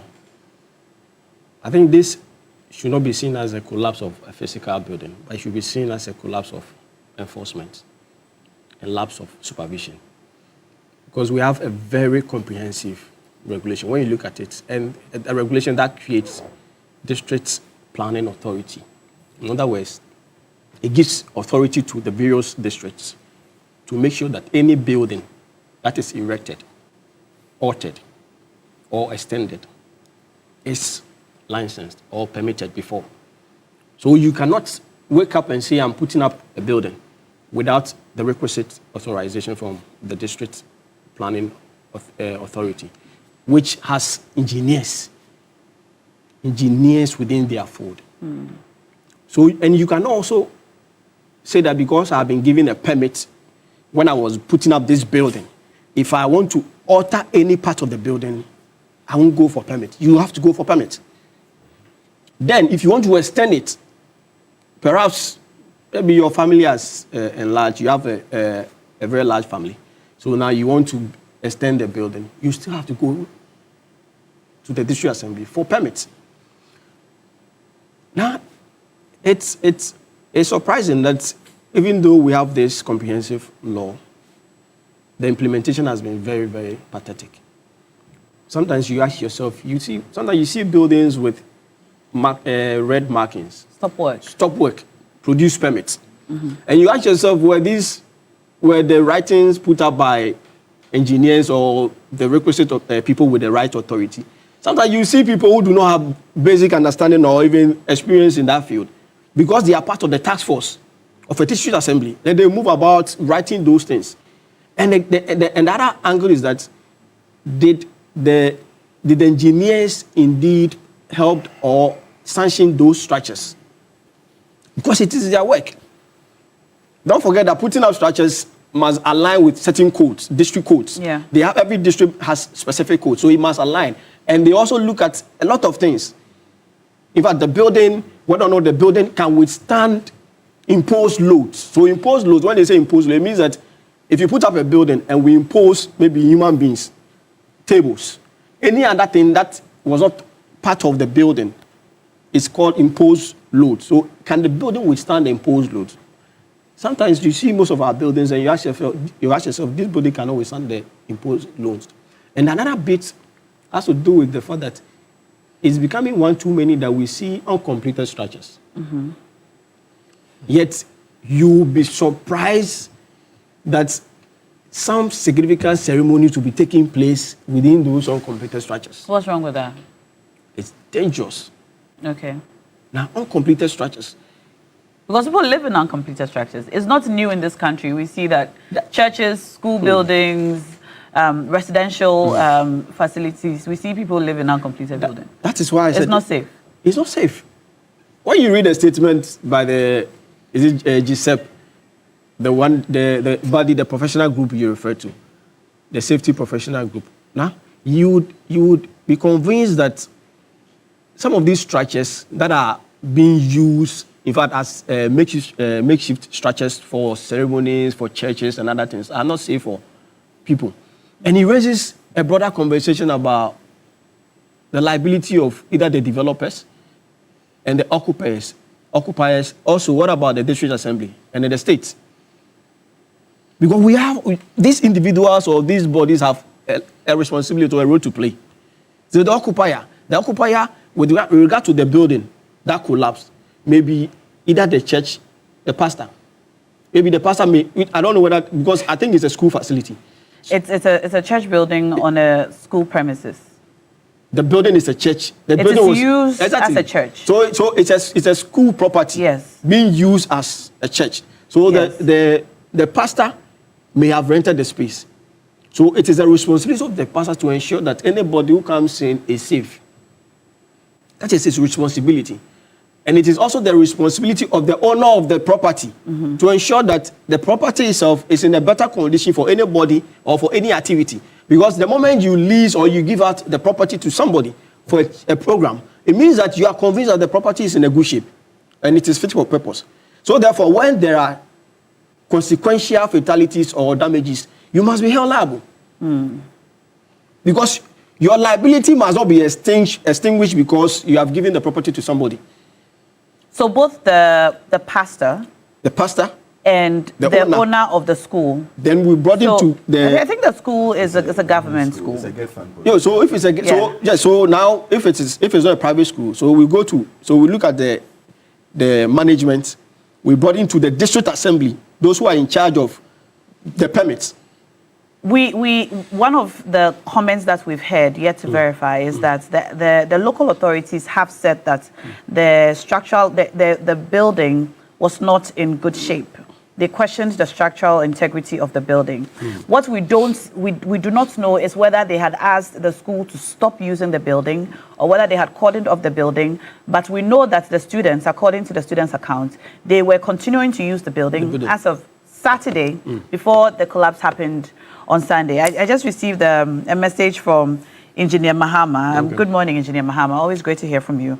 He sent a regulation. He said, now this is the latest fantastic regulation. Building Regulations 2022. So this is LI 2465. I think the one you referred to was the National Building Regulations 1996. Yes. So he says it's the latest one. Land Use and Special Planning Act 2016 is another one. And so we have newer regulations now. And like you said, the problem is with enforcement. Let me come to you, Dr. Ramsey. When you heard this news, how did it strike you? Well, now let me use this opportunity to send my condolences to the families of the deceased, and may their soul rest in perfect peace. Indeed, we are all mortal beings. Death is inevitable. Everybody seated on this table would one day go. But the question is, how are we going to go? I'm not sure any rational human being would want to die in this manner. But again, the question is, could it have been prevented? Mm-hmm. Was this death preventable? Mm-hmm. The answer is yes. Now, whilst we sit here to indeed put blame where blame is due, we also have to ask ourselves, are we doing much to support our local governance system? To whom much is given, much is expected. If you look at all the laws we're talking about, indeed, we have fantastic laws to deal with this menace, to deal with this issue. But let us look at the staffing of our various district assemblies. Out of the 261 district assemblies, only 10 of them have resident architects. Only 10. Only 10 of them have resident architects. Now look at the ratio, 10 out of 261. So how much more the other districts, assemblies that do not have these resident architects? Some of them do not even have engineers in their team. And so there is a there's a gap, staffing gap, that is affecting enforcement.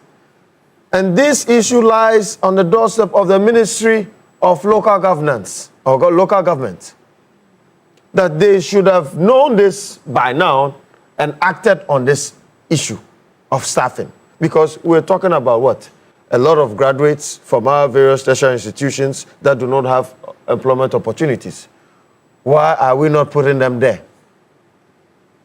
Isn't this an issue?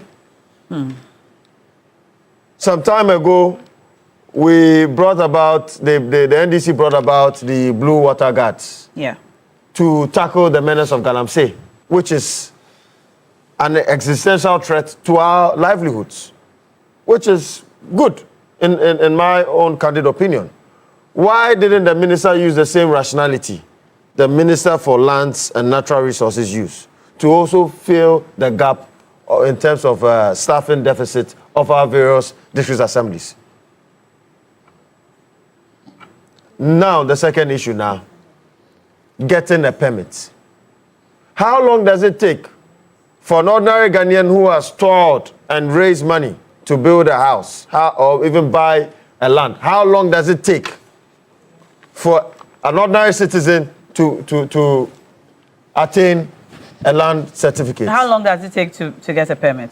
A land certificate? Well, under the new, I don't know, Austin, maybe you can speak to that. But under the new Lands Act, it is seemingly easier to get your land certificate, isn't it? Yes, it is. Yes, than before. I mean, things are better now than before. Yeah, it's been streamlined. Yeah. No. You don't have to go to all those many places now. It's all under the Lands Commission. No, even I'm coming to that. But I'm saying that what you are saying in reality is not what is on the ground. No, it's better now. It's better now, but I don't know the last time you checked. But it's not like before. Well, I will not. It's better. You can say it's better now, but it is not what we expect. In today's modern digitalized world, with all the technological innovations that we have, it should not take you more than 2 weeks to get a land certificate or a land title.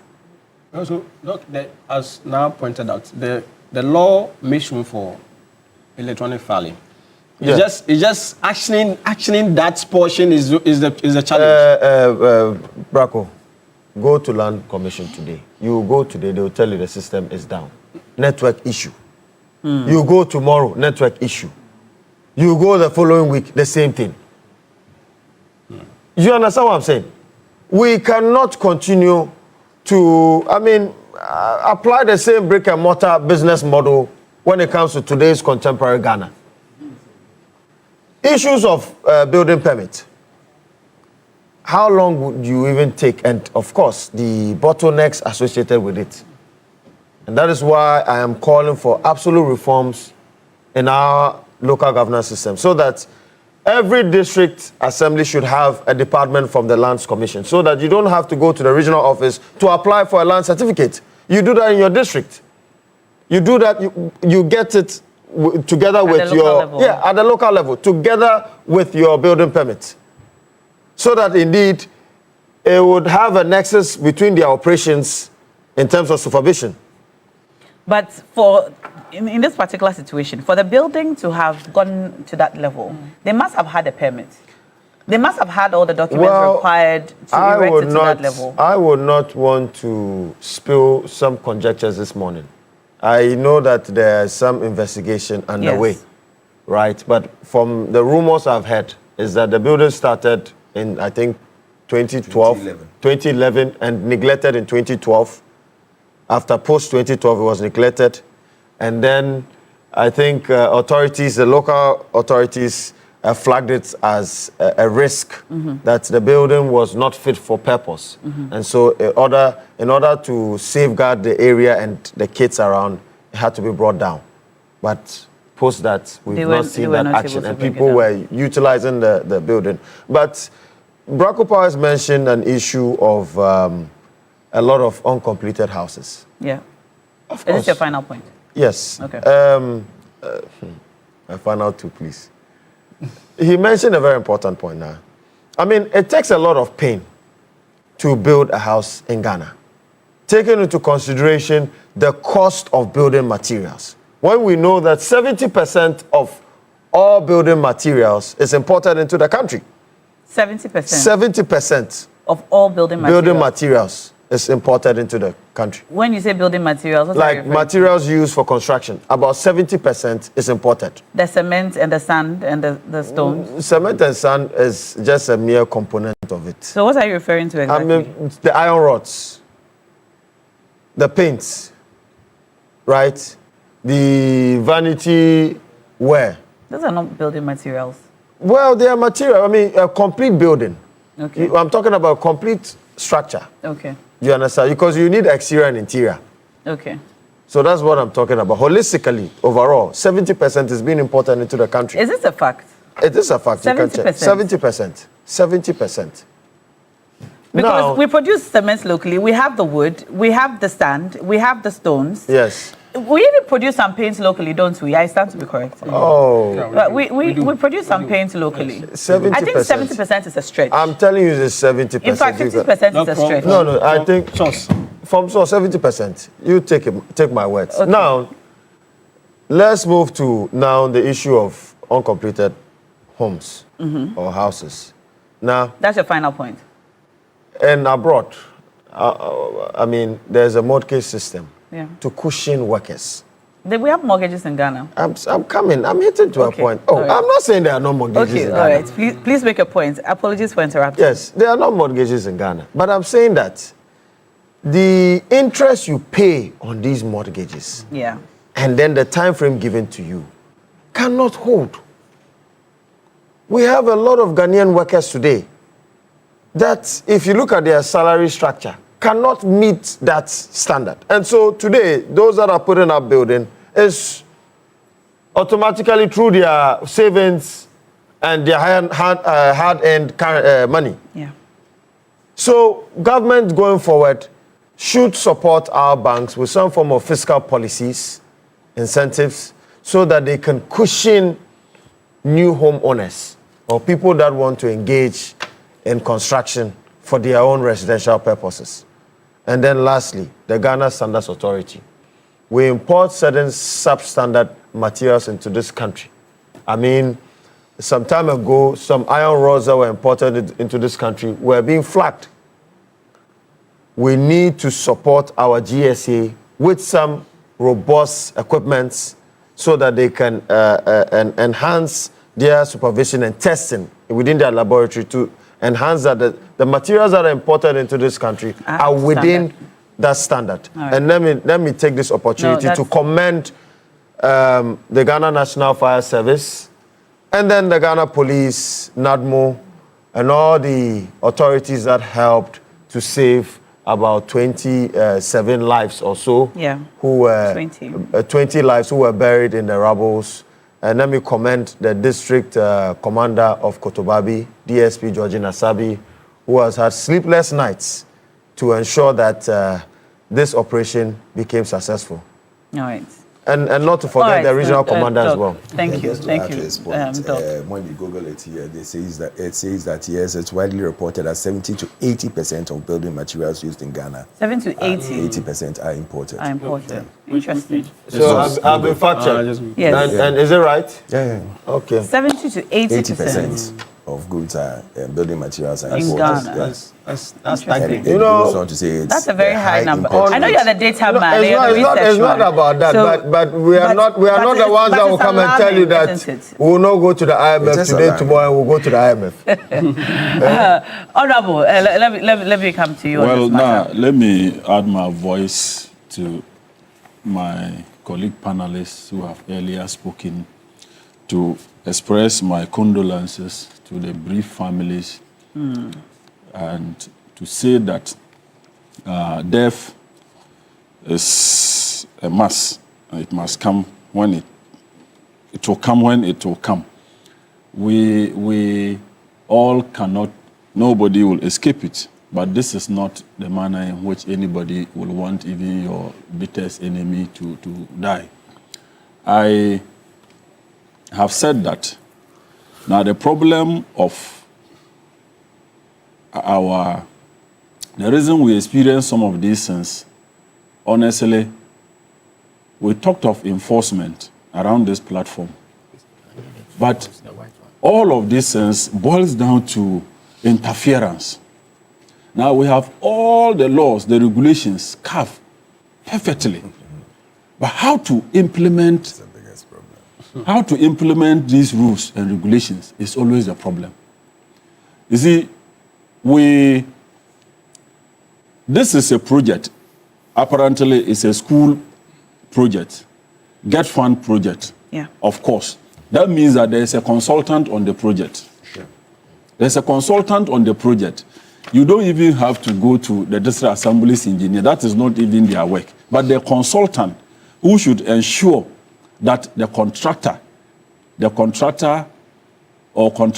good contractor is selected and monitor the work of the contractor stage by stage till the building is completed. I think they have answers. The consultants have answers or questions to answer with regards to this collapsed building. Secondly, now, there's so much interference in our laws. The assembly structures that you just talked about, my brother, Lawyer Pius, equally mentioned them. Look, the assembly engineers and planners, they are not able to work independently due to political interference. The engineers? The engineers. Now, they don't have the free hand to work. I am telling you, that is the bane of the problem when it comes to these issues. We interfere too much. Now, and interference as to the quality of work that they produce? Let me tell you, one. Even siting of a building, okay? Siting of a building. When they identify a building being sited at a wrong place that can collapse, you understand? The next day, a politician will call, or a big chief somewhere will call, please, this project is my project. You don't know I'm the one behind it. Am I not a party person? You don't know this, I'm a paramount chief or this kind of person in this community. How can an assembly go to stop my project? But they are advising you professionally that if you put in this structure here, it might collapse. But nobody will listen to them until we only come with, remember the laws, we come to talk about them when a disaster like this occurs. Then after that, we dump it and then it continues. Now, there are many buildings in Accra here that were constructed on places that should not have been, that they shouldn't have been constructed. The roads. That is why even flood occurs in this Accra. People have cited, you see a valley where water should pass. A big man, because you have money, you go and pay your way, go and fill it. You fill it with sand and put a building. Where will the water pass? Water is natural. When it falls, it must have a way to pass. So the water would naturally enter our homes by causing flood. Then we come to talk about it, and that ends it. Enforcement is a big problem in this country. And all of it, all of these things is due to bad political interference. We have polarized the system so much that even the technocrats, when they are working in fear. The technocrat is protecting his job. He doesn't want to lose his job. So until we change the status quo and allow our professionals in various government organizations to work independently. Now, everybody is a contractor now. Everybody is a contractor now. The consultant that I just said that the consultant has questions to answer. If you ask the consultant will tell you that, look, probably I advise that the person who has even been given the contract cannot do the job properly. But nobody will listen. The politician, the consultant also wants to survive. He wants jobs for his firm. So if he is so strict, he will not be giving contract. Mm-hmm. You understand? So now it's a multifaceted problems or challenges that we have when it comes to enforcement. And that is why we always come to cry every day. These things will continue to happen if we don't change our attitude, if we don't stop the interference, if we don't allow technocrats, professionals to do their work independently without interference. We always come to discuss these things. And that cannot help this country. It's high time we allow the laws to work. It's high time the politicians and the big people in society allow the technocrats to do their work independently.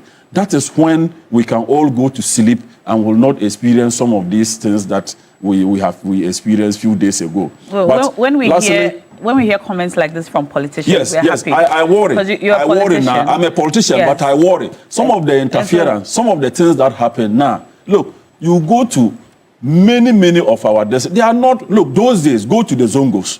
The Zongos where in the olden days, where they didn't even have architects. Yet go and see the way the Zongos were planned.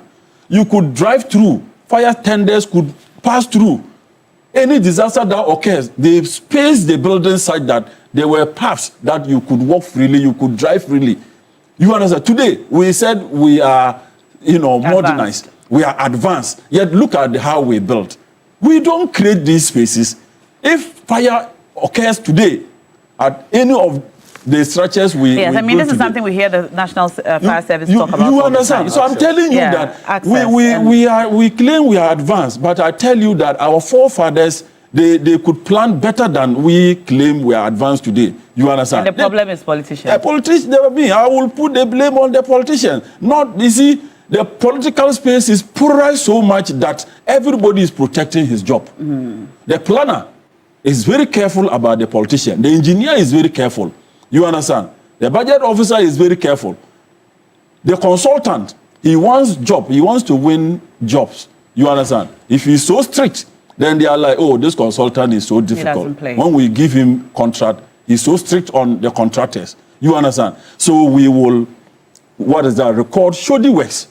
People who do shoddy works. Oh, I'm the party chairman. You don't know how I struggle for the party to come to power. Who dare you say that I shouldn't? Look, you are supposed to probably use 1 bag to mold, say, maybe 20 blocks. The ratio. The ratio.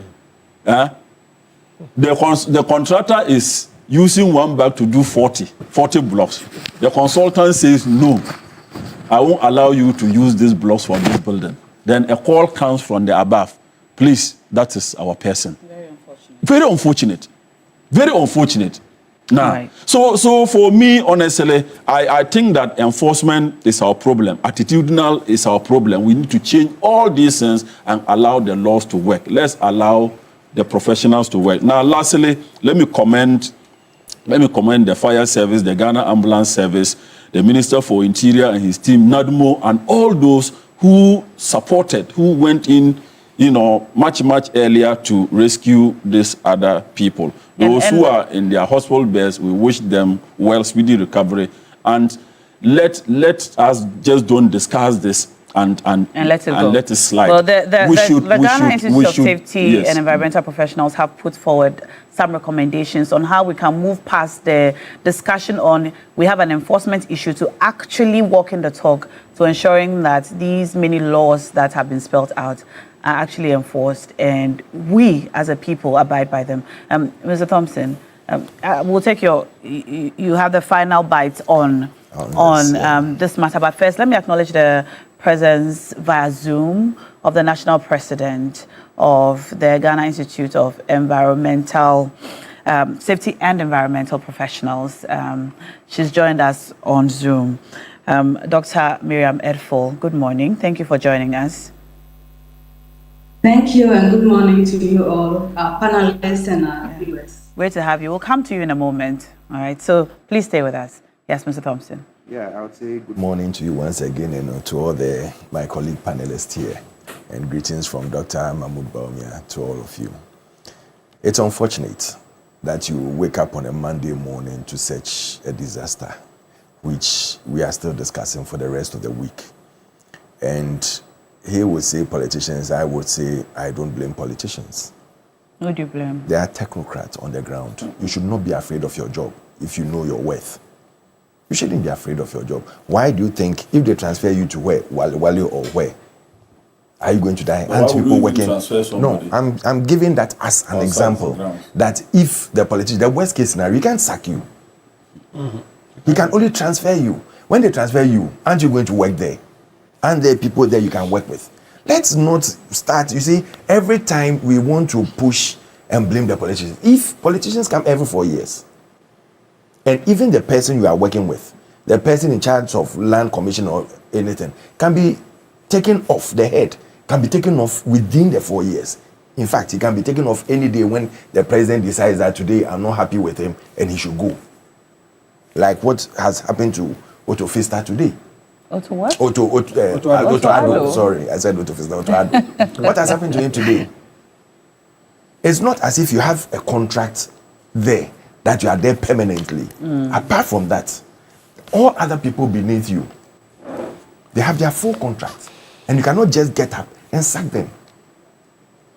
So if we sit down and we'll blame the politicians and the technocrats who should know better and do better are misbehaving. But we acknowledge that politicians have a role to play in this. They have a role. If you call me and I tell you that, say, with all honesty and respect, the work I'm doing is for the safety of people. I've spoken to people like that before. And I've heard engineers say that they advise politicians and say, for example, from a professional point of view, this cannot be cited here, that cannot be cited there. The politician, because of a political promise he has made to the people, insists that the work must go on. If you don't do it, somebody else will do it. Do you know what I always tell people who I've worked with? If I am insistent that do something for me, just go back to your desk, do a nice memo for my approval. If I don't approve it for you, don't do it. If I go ahead and approve it, then the onus lies with me to take any blame any day. But if someone, and I'll give you an example, the NADMO coordinator who was there said the DC or MC went there and said that no one should use that building because it's not safe when they were going on a tour. And that was it. There was no letter to the school, no letter to the effect that that building should not, no one should go anywhere near it. Because when you look underneath the building, you can see some cupboards and things over there, which means that even the desk, but according to the students, they actually now have no desks to use because their desks are in the building because that's what they use. You can see that and by the way, the new building that has been constructed for the students to use is not in use because it either hasn't been commissioned or hasn't been opened. But basically, the students cannot use it. Can you imagine? Yeah. This building was started in 2011. 4 years on, nobody did anything about it. There was a GET fund director. 8 years on, under a new government, nobody did anything about it. But they were building new projects. There were people working there. The GET fund director comes and goes. The 4 years, maybe they change the director, there are people still working there. They can tell you that, oh, these are projects we need to quickly complete. Then you move to another new, under 8 years of MPP, a new Get Fund director comes. The people were still working there. Today, as we speak, they are still working there. All the engineers, if they even take consultants, as he said, from outside to look at some of these things. My brother was talking about land commission and everything. Sometimes the challenges you face, just because, and people now, they decide that they go and write on their buildings that stop work with red. They themselves write it before you, the, what do you call it? Assembly gets there. Because they realize that all they need is money. So whether they build in waterway or not, they know that when they send some money, these things will be done. We have, all of us, we have ourselves to blame. We cannot put it on the doorstep of a politician. That building was a death trap. When you look at the structure over there, for a 4-story building, with those beams and what do you call it? Pillars over there, you ask yourself, who will send a child to go and stay in that structure? Because when you are putting up pillars and it's going to go up to a 4-story, they have a type of iron rod you use. You can't just go for the normal 1.5 iron rods. You can't go for the 1.5. You have to go for the, I think it's about 6 or the bigger ones, the thickest one. Because there's a 4-floor story. Children are going to run up and down. Anything could happen. The church people, they were jumping and singing and praising God. Yeah. And all these were shaking it. Meanwhile, the students actually say that sometimes when they are downstairs and people are upstairs praying, they feel the building shake. A girl who was interviewed says when you put your hand on the building, you can feel it shake. It tells you that the structure is defective. And meanwhile, some people have been paid to make to approve it. Look at what we are seeing today. For a 4-story building, look at the lower pillar and look at the upper pillar. When you are getting up, it goes smaller because if it's too heavy too, sometimes it can sink the building. So the moment you are going up, you are reducing it up to which floor you get to. The top floor, you don't use thick this thing. But all the beams should be solid. Wow. Like you said, the cement that is being used is reduced. And so you can even go and use a nail or even your car key and you just be scratching it and you see that particles are coming off. And you can see the iron rod. Let me read some messages coming in. Engineer Mahama sends this message. It says, "Now the MP for Jirapa is absolutely 100% spot on with everything he said in his submission, especially on interference politically. I have evidence of some engineers who were transferred because they were seen to impede, in quote, progress. Tell the MP I like him. You don't," and then he goes on to talk about the need for the fact that you do not need a land certificate before you build your house once all the documents indicate the land belongs to you. Once you have your search report attached, your indenture, and all relevant building documents, you get your permits to start to build within 1 to 3 months. People just don't want to follow basic requirements. In fact, some people don't even go to the local assembly at all. I do a lot of these processes for people, and I see it. It really does not take much time, largely. All right, and then he goes on again to say that everything that you have said, Honorable, is absolutely correct. This happens all the time. I'm going to go to talk to Dr. Miriam now, who's the national president of the Ghana Institute of Safety and Environmental Professionals. They've put out a press statement. This is a summary of what they put out in their statement. All right, so the Ghana Institute of Safety and Environmental Professionals calls for investigation to determine the cause of the disaster.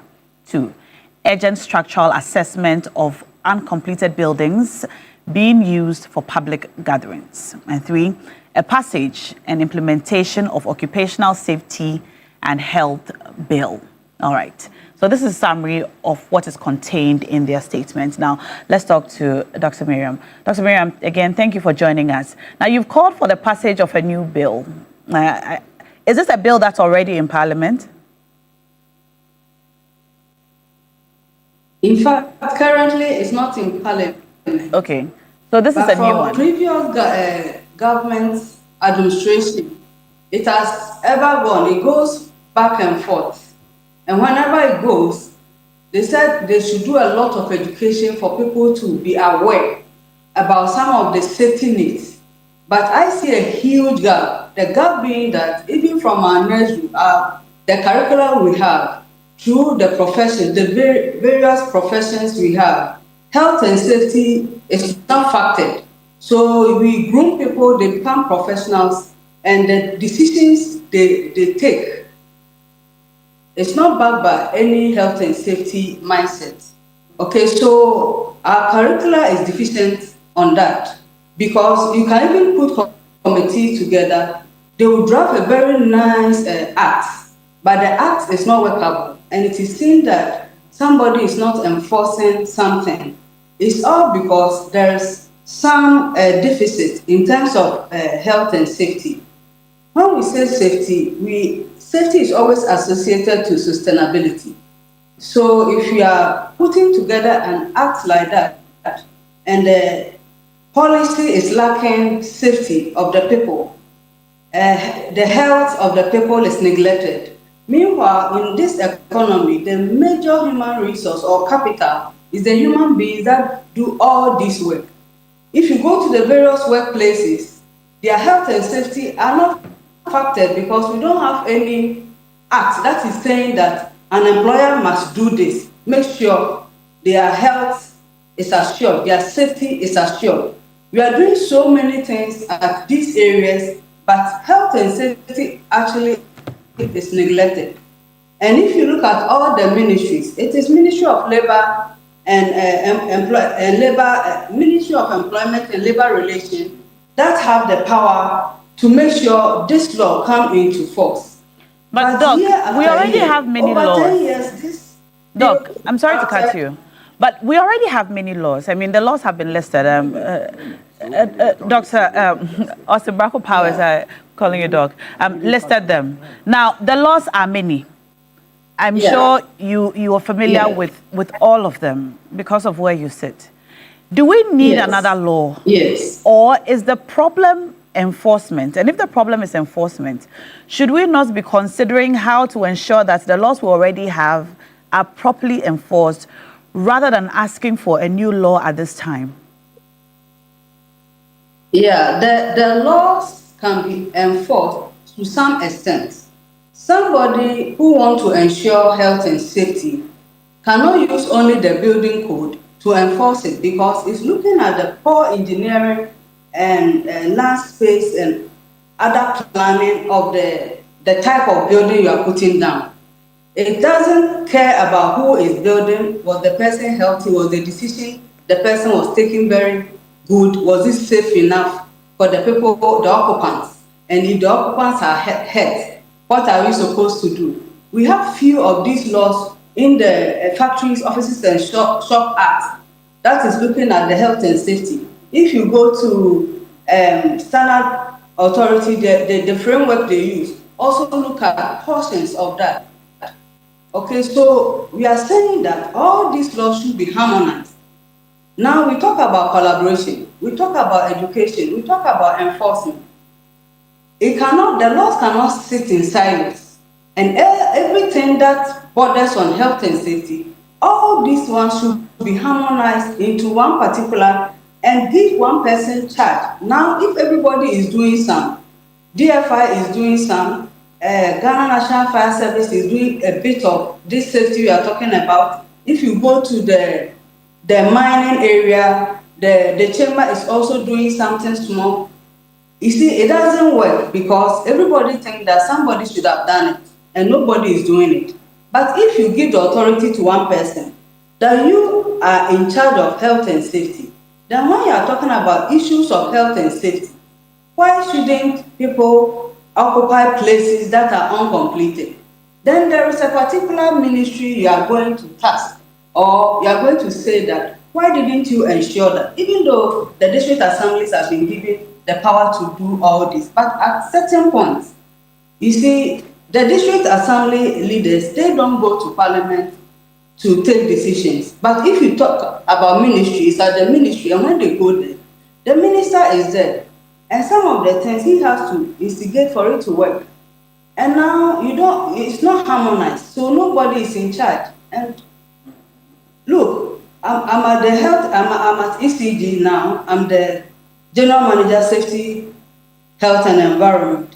But when it comes to ensuring to some extent, they will tell you that even nationally, we don't have any law that is pushing us to do this. So when we reach there, we'll cross it. I've heard it several times.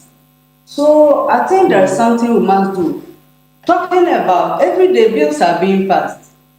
You see, every day, value for money bill was just passed. They are all needed.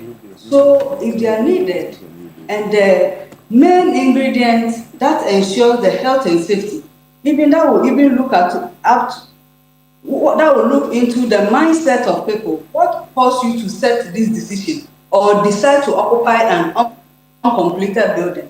That law will be able to enforce that.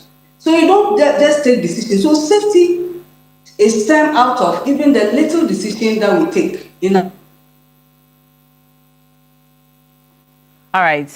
It appears we have a problem with her connection there. But thank you so much, the National President of the Ghana Institute of Safety and Environmental Professionals, Dr. Marion Edful. Thank you for your contribution to this conversation there. And we wish you all the best in all that you're asking for specifically.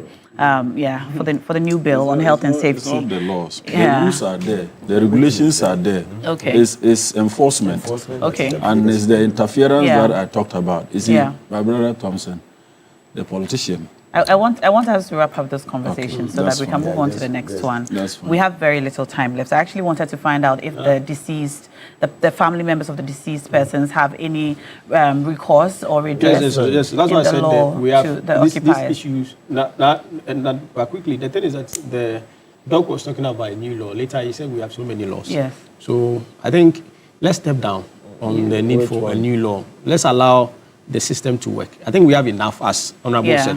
Now, the issue raises multi-layers of liability. And I've said the building developer, the contractor himself. Okay. The contractor, yes. Because you've been given things to do. So what did you do your work as expected of you? And the pastor. The pastor is gone. Yeah.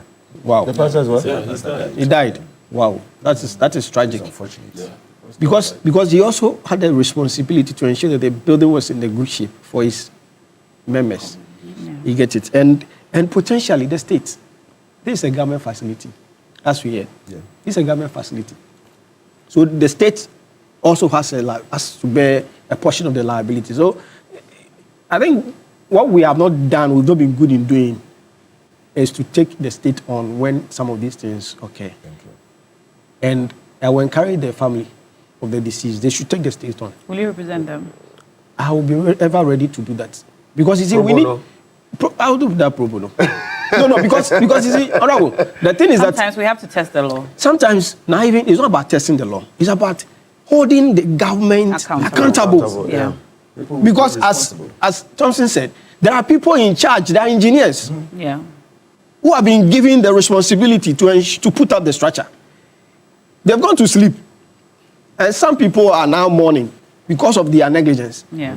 So you sue the state for the negligence that had occasioned the death. Yeah. And if it's done more than 3, 4, 5 times, next time the state will also sit Exactly. and make sure that the engineer is punished. Yes. Yeah. For this. Anyway. And we'll not blame politicians alone. We want to put a pin in this for now. For the IOSO West constituency is doing a fantastic job. Dr. Thompson, I need to commend him for that. He's doing a fantastic, Dr. Mensah is doing a fantastic job. But it's not enough to say that the building is not habitable and you leave it there. Exactly. Letters should follow to the school The place should be cordoned off. Cordoned off. Yeah. Even now you should put notices that nobody should enter. You read Yeah, that the building had been earmarked to be pulled down. Yeah. Why was it there? Yeah. Meanwhile, a new building is there. They are not using it. Yeah. Desks and tables are in this And school. let us also commend a corporate entity, engineers and planners, for also supporting the rescue mission by providing some heavy equipment. I think that Mr. Ibrahim Mahama has been one of the greatest philanthropists in this country, and we should accord him with that recognition. All right. Yes. All right. We're going to move on now. We're going to move on now to our next topic. We know that the president has called for a full probe into the sole sourcing reported on the Big Push projects. Now, there was a report from the Fourth Estate, which sort of necessitated this statement from the president. And he was speaking yesterday to CSOs. And following that statement, a lot of comments have been made, a lot of commentary from across the political divide, among other things, commenting on some of the statements that the president made during his reading of the State of the Nation's address and his reference to sole sourcing and how... I beg your pardon? Banning it. And we wanted to bring back that tape so that we would see it, but unfortunately, we're looking at the time that we have left. We'll not be able to bring it back, but I'm sure we are all aware of... No, we cannot bring it back. We don't have enough time. We don't have enough time. We don't have enough time. So let's just go straight into it. Thompson, you were the last to contribute on the last topic, so I'm going to come straight to you. We're looking at sole sourcing. Yes. I just googled in what circumstances do you need to do sole sourcing. They say sole sourcing is used in Ghana when only one supplier can provide specialized goods or services, or in cases of extreme urgency, emergencies, or standard procurement under Section 40 of the Public Procurement Act, 2003, Act 663. It is legally permitted with approval from the PPA to meet urgent needs, ensure consistency in technical work, or address national security issues. Then it says exclusive, the goods or services are only available for this. But this one, the extreme urgency requirements, often from unexpected catastrophic events, make competitive bidding impossible. In this 107 countries, that 81 are sole sourced. Why is the catastrophic event or the extreme urgency? We sat down in this country when some people went on a rampant shouting that sole sourcing is the root of all evil in Ghana. And that when you do sole sourcing, it means that you are giving it to your cronies and stealing from government chest. What has changed today? That 81 contracts signed by the Minister of Roads and Highways and stated that even old contracts that were in there, he signed it again for the work to be done. It's not good enough for the president to tell us that it's being investigated. It should be halted immediately. If he wants to show leadership, he should halt all this sole source contracts, and now we go under the correct competitive bidding. Not even one has gone under competitive bidding. 107 contracts. And that's why he's trying to investigate to find out. So he's investigation is not good enough. He should stop. He should halt this. He should show us that he is a president and halt this. If he's man enough, he should tell us that he's not part of it. He doesn't know anything about this. So I've halted all this sole source contracts. And going forward, we have to investigate and make sure that everything is under this. Because he told us twice in what do you call it? Just an address to Parliament. State of the Nation. State of the Nation address, SONA, that he was going to ban. He used the word ban sole sourcing unless it's rare, and the rare comes into the catastrophic events. Emergencies. Is there anything catastrophic that has gone on? Is this so bad that we have to sole source 107 or give 107 contracts out? 81 of them are being sole sourced. Is that so bad that when you do a contract, you gave a contract in 2016 for Dodo Pepeso in Kwanta Road, which was awarded for 25.9 million euros in 2016. And now we are going to rehabilitate, renovate, put that road in a better shape. This time, you awarded for 63 million euros. And you tell us that there is nothing fishy going on. And it's sole sourced. And it's sole sourced. Dodo Peso, it's sole sourced. Renovation of the road.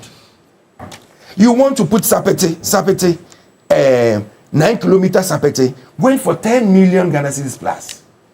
For just a kilometer. Sapete is not putting asphalt, just making sure that the road is motorable. and you tell me that there's nothing fishy.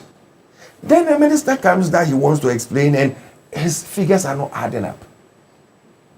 He throws and jabs and does everything here, forgetting that he himself, and I'll quote him, in 2016, on what he said when he was doing all these, 2016, part of the reason, and it was on June 16th, 2021, sorry, not 2016, 2021. Part of the reason why the government is unable to build more roads is because of the use of sole sourcing in the award of road projects, which inflates the cost of such contracts. Who said this? Kwame Govins, Agoja ranking member on roads and transport, now Minister for Roads and Highways. There it is. He said it himself in 2021. Today, if he is doing the same thing that he's saying, that part of the reason is because people want to inflate prices and make monetary capital out of it, then it's what he's doing.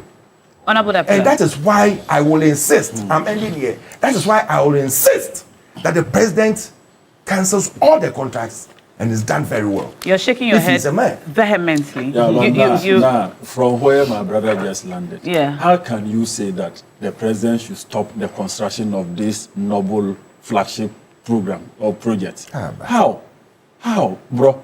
What Ghanaian want is to stealing. Not stealing. Nobody. Why? Why is the stealing? Why is the stealing? Didn't I read what your own roads minister said? Let me say. You see, you people. Your own roads minister. You people. He said it was stealing. You've been trying all hard to come out with scandals against this government, and you've been fishing. You've been on expedition trying to just come out with scandal against President Mahama's administration. Are these sole sourcing allegations untrue? Why? Now, we have not said that. We have not said that sole sourcing is a source for stealing. The basis, listen. Was he misquoted? Listen. How did this thing come out? It was the Auditor General report. It was the Auditor General that reported on sole sourcing and said that it was being abused at the time.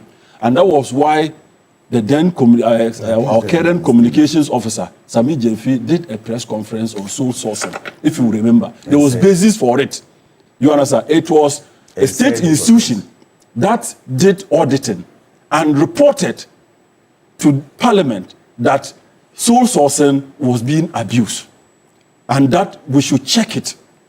That was the basis for the press conference that the communications officer did at the time. But the point was that you disagreed with how sole sourcing was done under the previous administration. Yes, what we said was that. And now the question is that it appears that under this administration yes, we said it was being abused. We said that it was being abused. So what is happening now? It is stated in the Auditor General's report at the time. What is happening now? Now, what is happening now, this is the issue. Sole sourcing.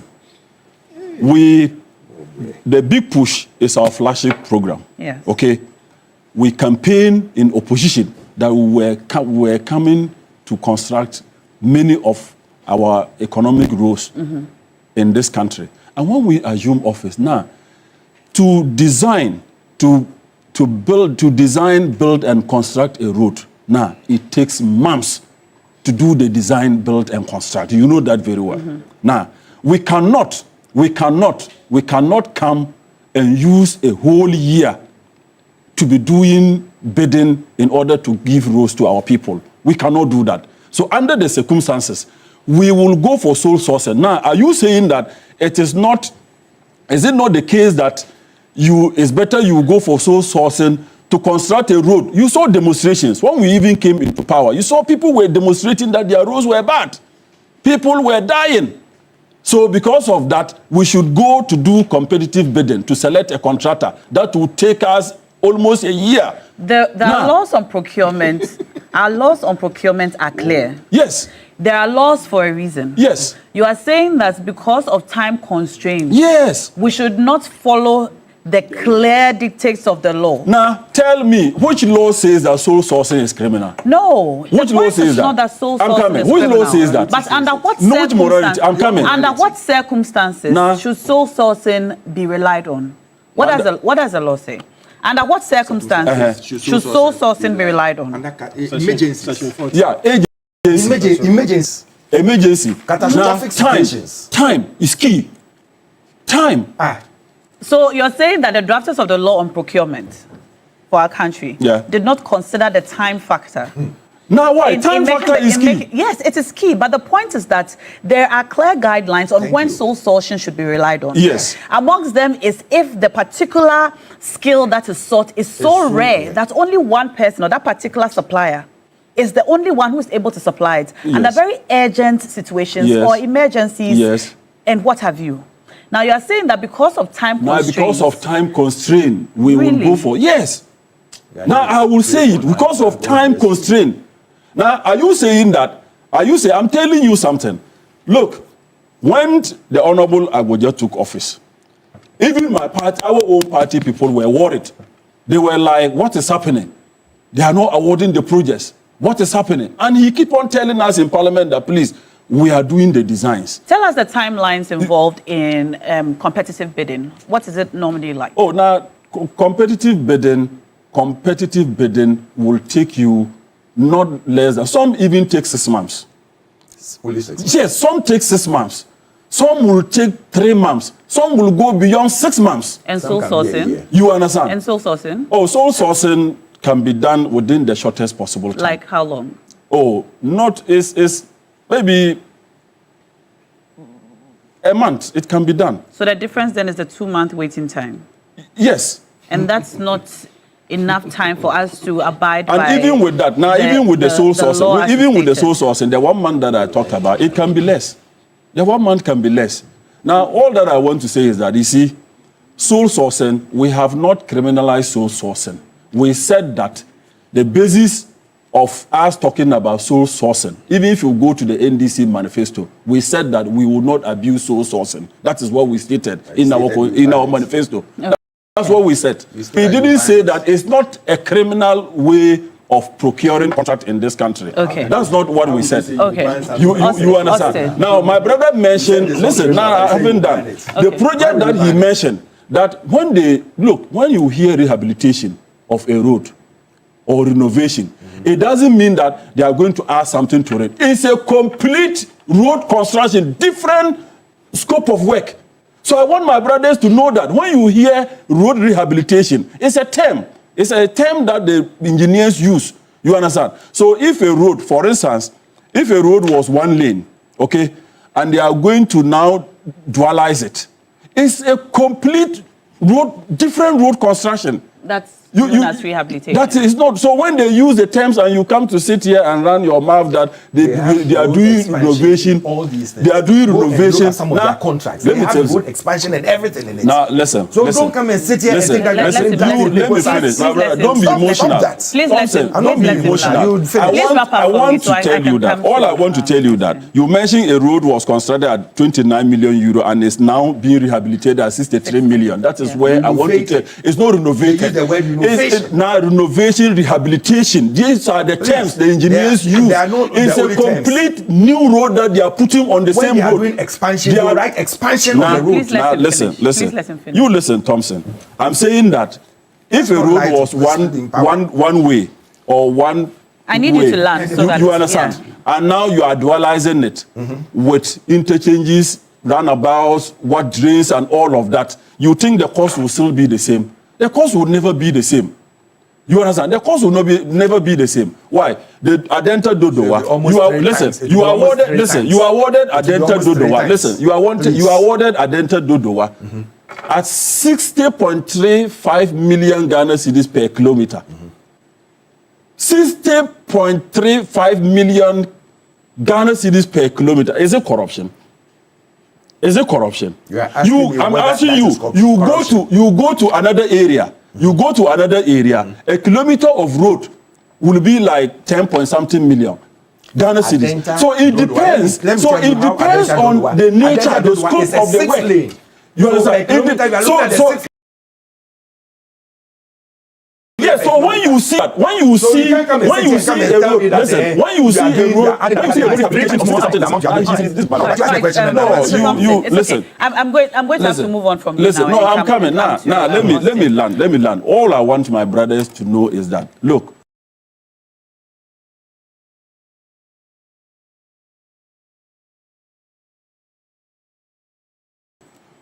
road minister has to be commended. Okay, he has to be commended. There's nothing TV. You haven't even talked about TV. Now, even they exposed by the fourth estate. Now, they exposed by the fourth estate. First, they talk of scandal. A scandal was coming. Then they did the road minister's picture with President Mahama's picture. Then later, we didn't see the scandal. Then they come talking about sole sourcing. You understand? Now, after sole sourcing, when people started asking them whether it was a criminal way of procurement, then they started talking about value for money. And they are doing comparison of road rehabilitations, a single road and a dual road. Definitely the cost cannot be the same. And the cost of road depends on the area. It depends on the area. If you are constructing a road along rocky, mountainous area, it cannot be the same as a road being constructed in an area like the Upper West region. You understand, where you have smooth land.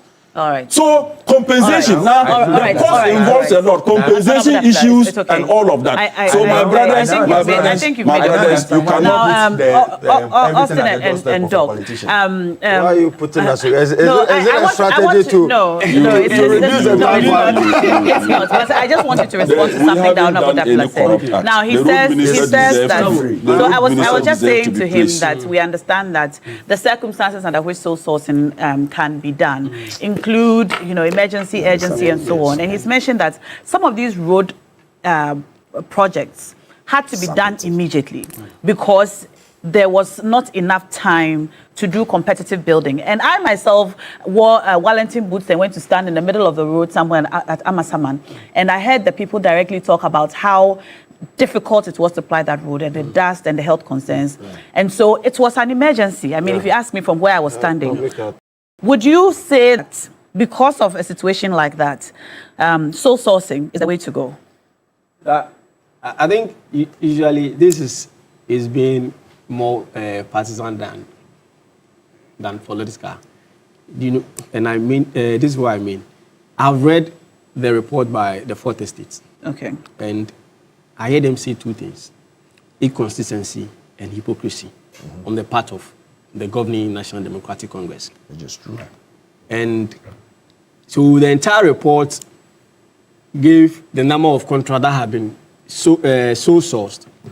Then they went on to outline commentaries by some leading members of the governing National Democratic Congress when they were in opposition. And they also went ahead, they proceeded to speak to some experts, anti-graft campaigners. I have asked myself, and I was in a discussion with some of the reporters, one of the reporters from the Fourth Estate, and I asked them to point out scandal. I asked the person, is this a scandal? Are you seeking to point out the inconsistency or the hypocrisy of the government? If that's the argument, then let's put the matters in their proper perspective. But both political divide, they understand that the single source or sole sourcing is not illegal.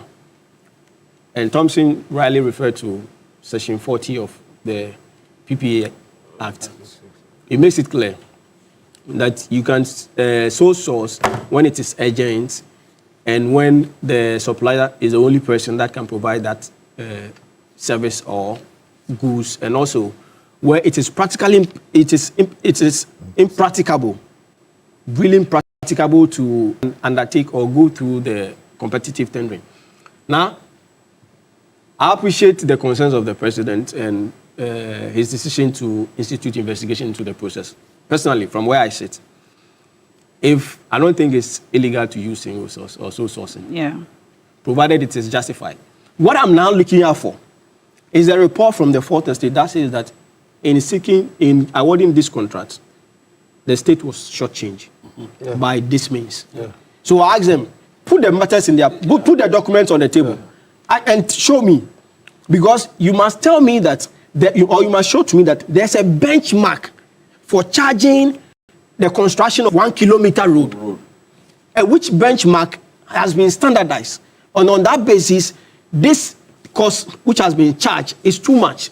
When you're able to show me that extent or that, in fact, convincingly, if you're able to show me that convincingly, then I will know that clearly Ghanaians were shortchanged in awarding sole sourcing. But beyond that, this is an issue for the two political parties. It's a gymnastic for them because they are trying to. See, the thing is that when I look at the report now, subjectively, they are telling me to subjectively look into the report and conclude that there have been some underhand dealing. Something I will not be invited into the arena. Something I cannot do. I want to see the facts. So the matter is not about whether it was sole sourced or not, but whether the state has been shortchanged. Exactly. And this one is not a scandal. Let's not make a scandal out of it. All right. The NDC may have been inconsistent and hypocritical. That is their issue. There's no standardized cost for construction. So on that basis, now I don't think this is a scandal. All right, Doc. If you don't have the facts and figures.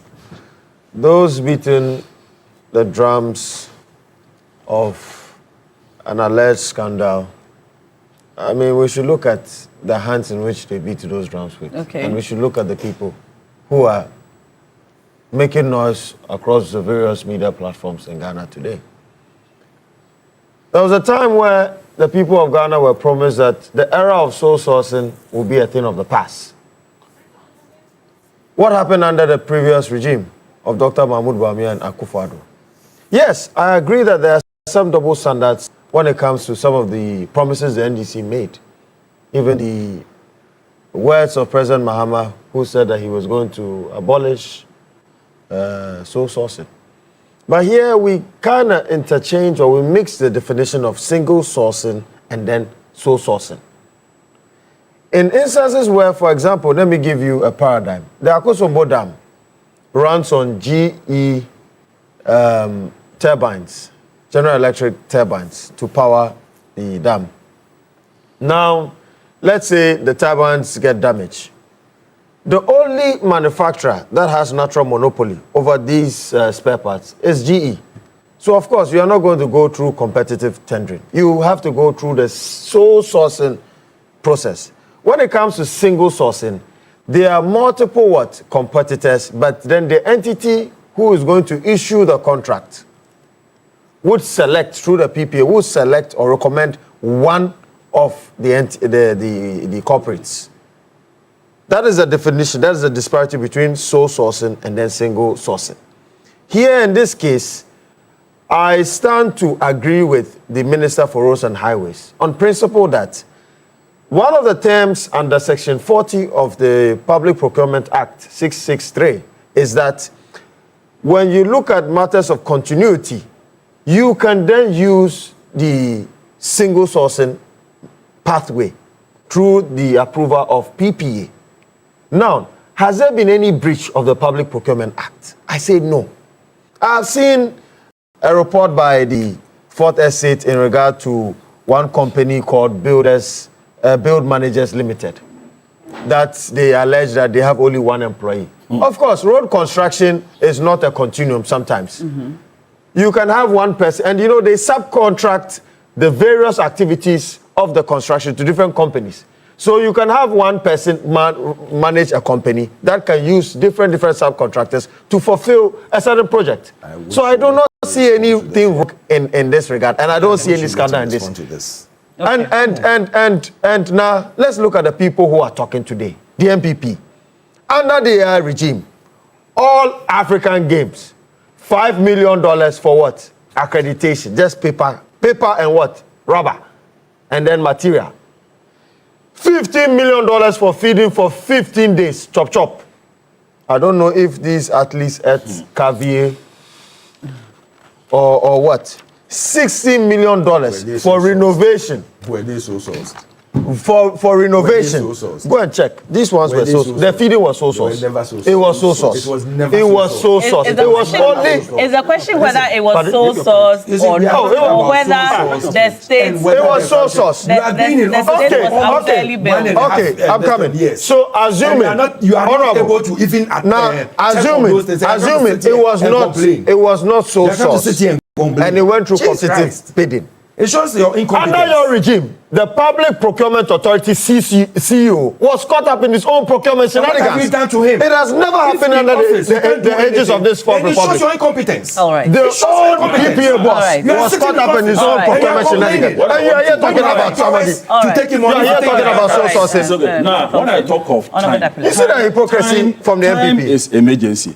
Time is agent. We will not So I take want scripture everybody lessons to from a get it drinking clear man. that when I talk of time, look, you cannot, because of time constraint, time is emergency, time is agency. So that's what I mean by time. Okay. And I want the public and your listeners to know that, look, because of time, you cannot come and want to spend a whole year in designing building. So you're saying that the circumstances under which sole sourcing is allowed. Yeah, they did it 100%. In our case, they did it 100%. We even did 44%. They never did anything 100%. We did 44%. They never did anything 100%. All right. Don't come and sit on All right, gentlemen. What are your facts? Don't come and sit on set and lie. I want to end on this facts that you're putting across.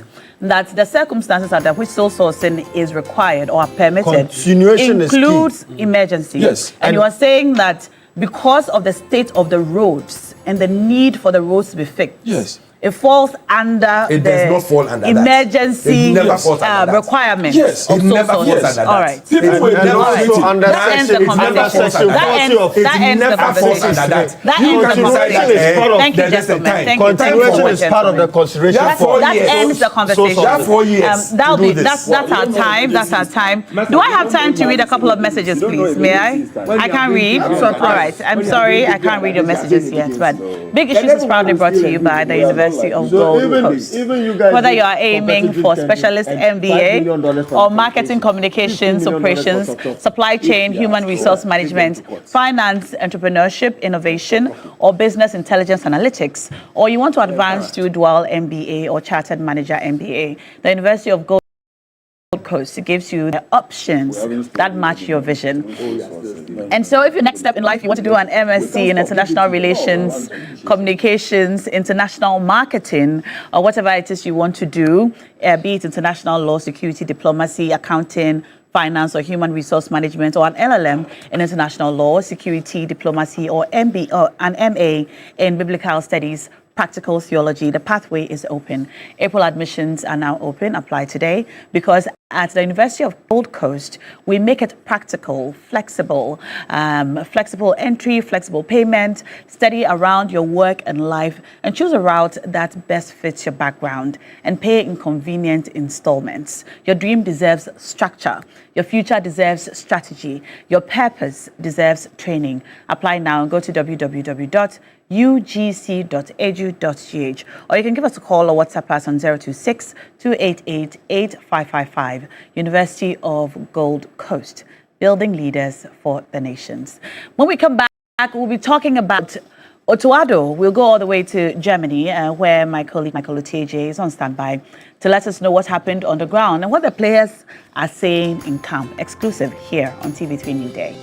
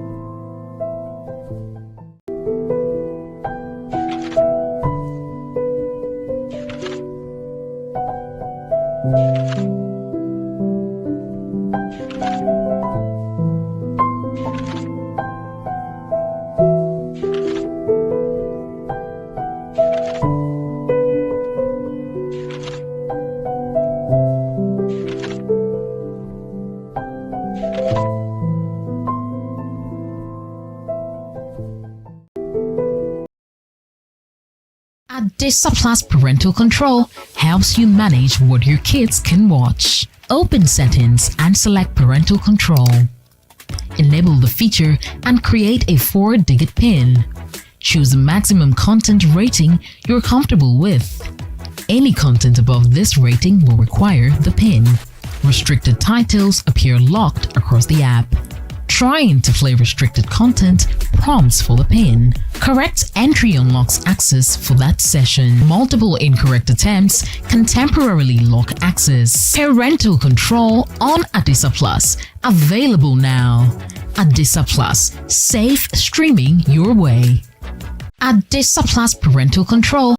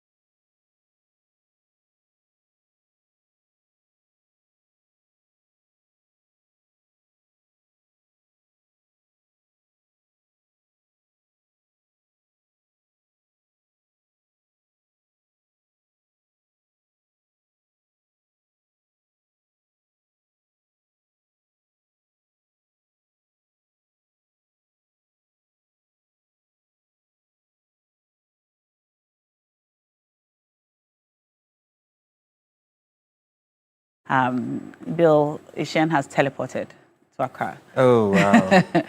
Bill Ishen. I didn't teleport with the head coach. Charlie, you people woke up at dawn and decided to dismiss Otto Addo. Someone said Otto Fista. But you know, it's not the first time that has happened. Why didn't you wait for Ghanaians to wake up? Oh. Why did you have to do it in the dead of the night? I want to understand the policy rationale behind that. I don't know the policy or the rationale behind it, but I know for sure GFA has done it before. In the middle of the night? Oh, they did it with Chris Hughton at the 2023 AFCON. That was early 2024. Right after Ghana drew with Mozambique, around 12 midnight, his sack letter was ready. Ooh. Yeah, so it's not anything new. And I remember the Black Stars once released the squad, a call-up squad around 4 a.m. or so at dawn. So that's how we do it? Oh, sometimes they would Dawn broadcast? Sometimes they would do it like that for you, for shaggy reasons. But yeah. Has Otto Addo spoken? Otto Addo, no, not in the sense of after him being sacked. It was right before the match where he did not know that he was going to get sacked.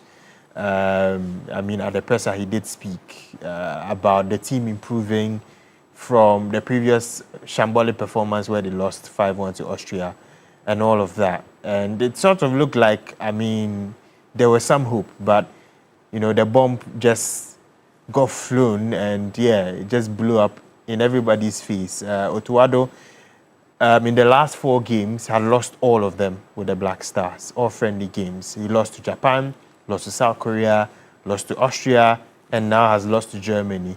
I think by the looks of that, it wasn't looking good for him. And in about 12 friendlies, he'd only won 2 or so. Also not a good look for him. And I mean, a lot of conspiracy theories have just been flying around. And I think for me personally, seeing that the minister decided to fly to Germany right after the Austria game, right, alone, now makes a lot of sense. So he went there for the purpose of? Probably for the purpose of letting our head coach go.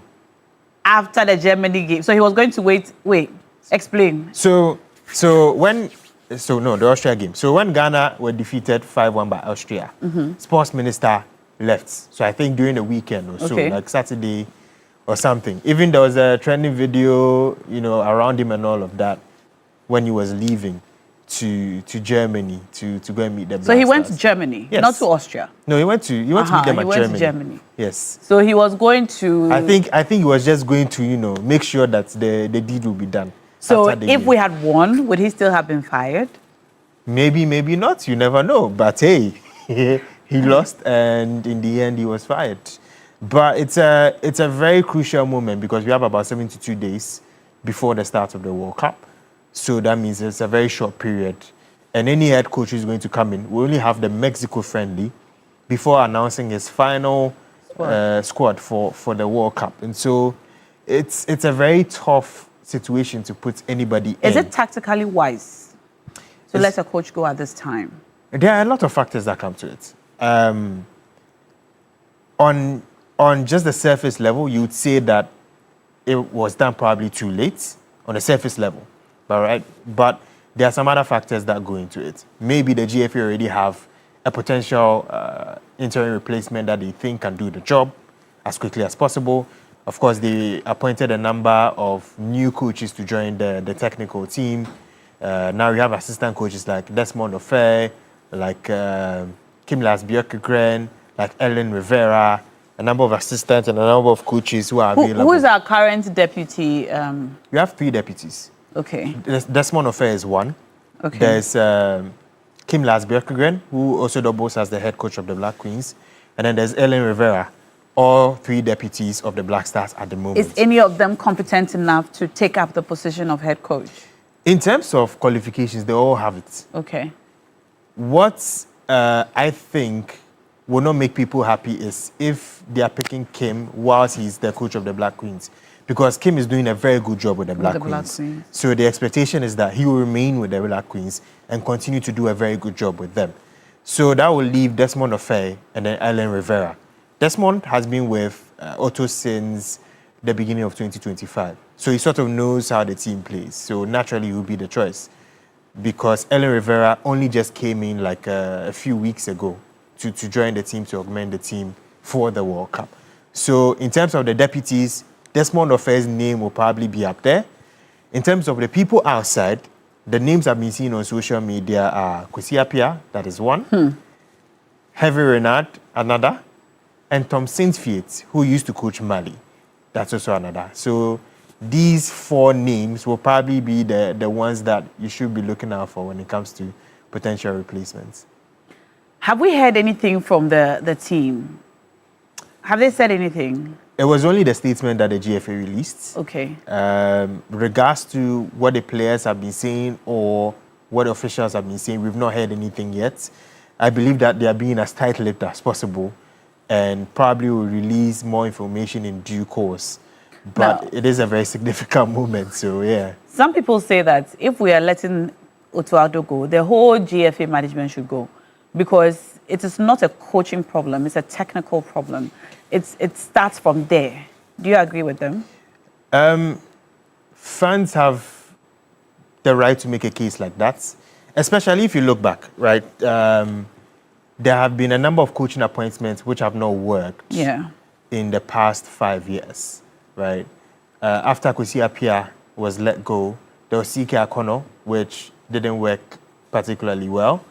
There was Milovan Rajevac, didn't work at the AFCON in 2021. There was Otuado, who left right after exiting the group stages of the World Cup. There was Chris Hughton, who was sacked around 12 midnight after the Black Stars were knocked out of the 2023 AFCON. And then Otuado comes back, and Ghana misses out on the AFCON for the first time in 20 years. And so when you look at all of that and put that into play, you would definitely put the fingers on the management as well, because definitely you can't make so many coaching appointments and then all of them didn't work out. So yeah, of course, you'd have to put some blame on them as well. Well, fans have been talking. You know, we are very passionate about our football, and we are a football nation, as we have been described. So let's listen to what some of the fans had to say. I mean, it was a good game. I think it's exposed our flaws, our places where we need to work on.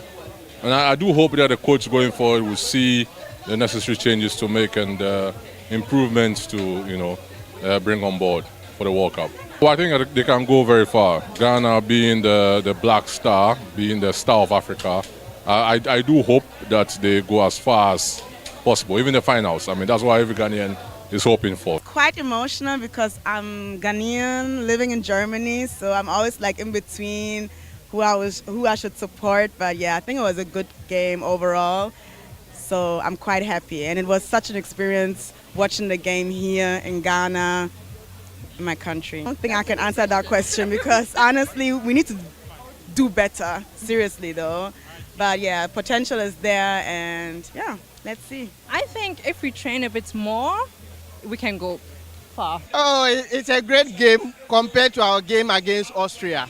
Even though we didn't get the much desired results, but I think it's an improvement from the last game. I see Ghana going far better than we did in the previous World Cups.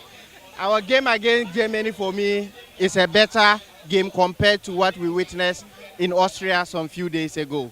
Well, I'm not really happy after the result, of course, because you can see who I am going to pick, or who I was planning to pick today, but we are still happy. We had a very friendly match, and we were just enjoying. We are all together here in Accra. I think we still have a lot of work to do as a country because the strikers, you know, the way Semenyo plays when he's in City, you don't really see that here right now. And Thomas Partey too, the midfield is not really controlling like how we used to see him. So I think we still have a lot of work to do. Yeah, and if we put things well, definitely things will go very well for Ghana. Well, I think the spirits of the Blasters is coming back, and I mean, I saw some quite good performances there. It seems as defenders are, doing well, but we still have a lot to do.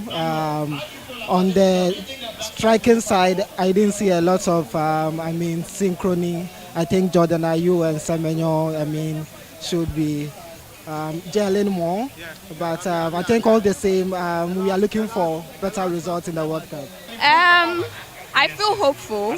I was rooting for the Black Stars. In fact, my prediction was Black Star winning 2, then Germany winning 1. But we have the vice versa. But I'm very hopeful that we'll do very well in the World Cup. So still rooting for Ghana. All right, so rooting for Ghana. We all are. We all are. Yes. And a lot of comments and messages on social media seem to be in favor of the sacking of Otuado. Yeah. But people are still hopeful that the Black Stars will show up and show up well during the World Cup. Though we don't expect to make it past the group stages. Why don't you expect? When I say we, I mean I'm judging by the comments that we see on social media. But you expect? As for me, you know that when I support you all the way. I don't care. Look. Anyway, so let's look at Otuado's his numbers. Numbers. Second stint. Yeah. 22 games played, 8 wins, 5 draws, 9 defeats. More defeats than wins. Not a good look. Definitely not a good look. And I remember in his first spell, he had 12 games. He won 4, lost 4, drew 4. So 4-4-4. 4-4-4. So in all of that, not a good look for Otuado. Is Otuado a good coach? Is he a good coach? Yes. I think he's inexperienced. I think he still has some things to learn. Has he excelled elsewhere? Not particularly, no. Why did we bring him to coach us? I think that question, GFA will be the right body to answer. I mean, from where you sit as a sports journalist, an award-winning sports journalist. Okay, let me be honest. What was the pull factor, aside the fact that he's Ghanaian and all of that? Let me be honest. So, right after Chris Hughton was sacked, again at 12 midnight. Don't broadcast. Yes. There was a criteria that was released by a committee, the GFA, that was tasked to select the new head coach, right? And Otuado did not fulfill that criteria. There was one that indicated you need to have 15 years of experience, you need to be a proven winner. Otuado was none of those, right? But they chose him anyway and explained that he impressed at the interview stage. But then again, he shouldn't have even made it to the interview stage because he did not meet the criteria. But he still went through the interview stage and impressed the GFA.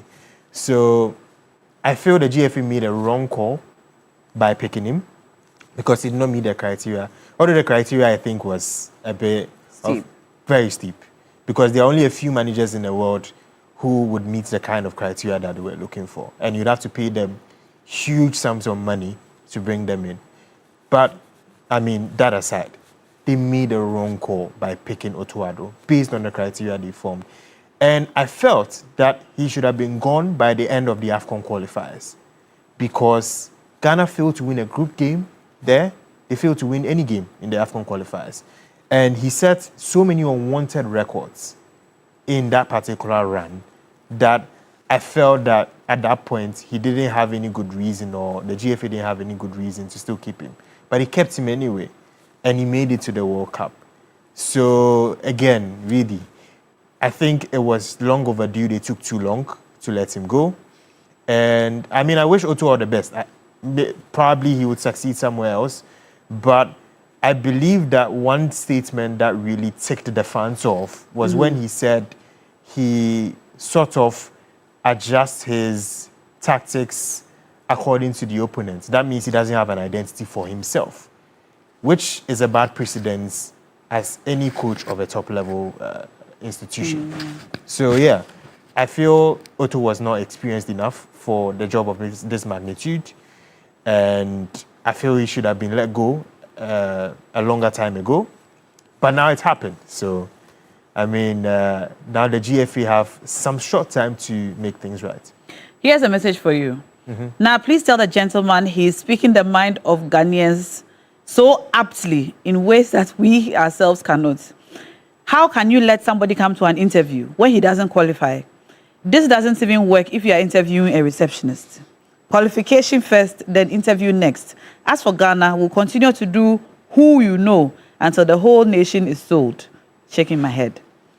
All right. So, He's gone now. Yes. And now we have about 72 days to the World Cup. Yes. And we intend to impress at the World Cup. Yes. So at least we even if we don't win the World Cup. No, we will not. At least we should do well. Yes. You know, we shouldn't come back with our tail between our legs Yeah. as having performed poorly. Yes. We should at least do well. Yes. From watching the game against Germany yesterday, I thought we were doing well. I thought we were doing Defensively, well. yes. Yes, I thought we were doing well. Until that 45th minute when... The handball. Yeah. The penalty. When that penalty was awarded against us. Yeah. I was enjoying the game. And I honestly did not care if they scored us, if we could play this well. Yeah. Okay. So I was impressed. And if we could double up on this sort of performance and continue to the World Cup like this, we can do well. All right. Forget winning for now. Of course. For now, Of course. let's not over expect. But I think we can do well. Now that we have no coach, we are all looking at the GFA to see what they will do, whether they are going to bring us a new coach or let one of the deputies step into the substantive position and carry the boys, or to bring Michael Essien and Stephen Appiah to come in. I don't know.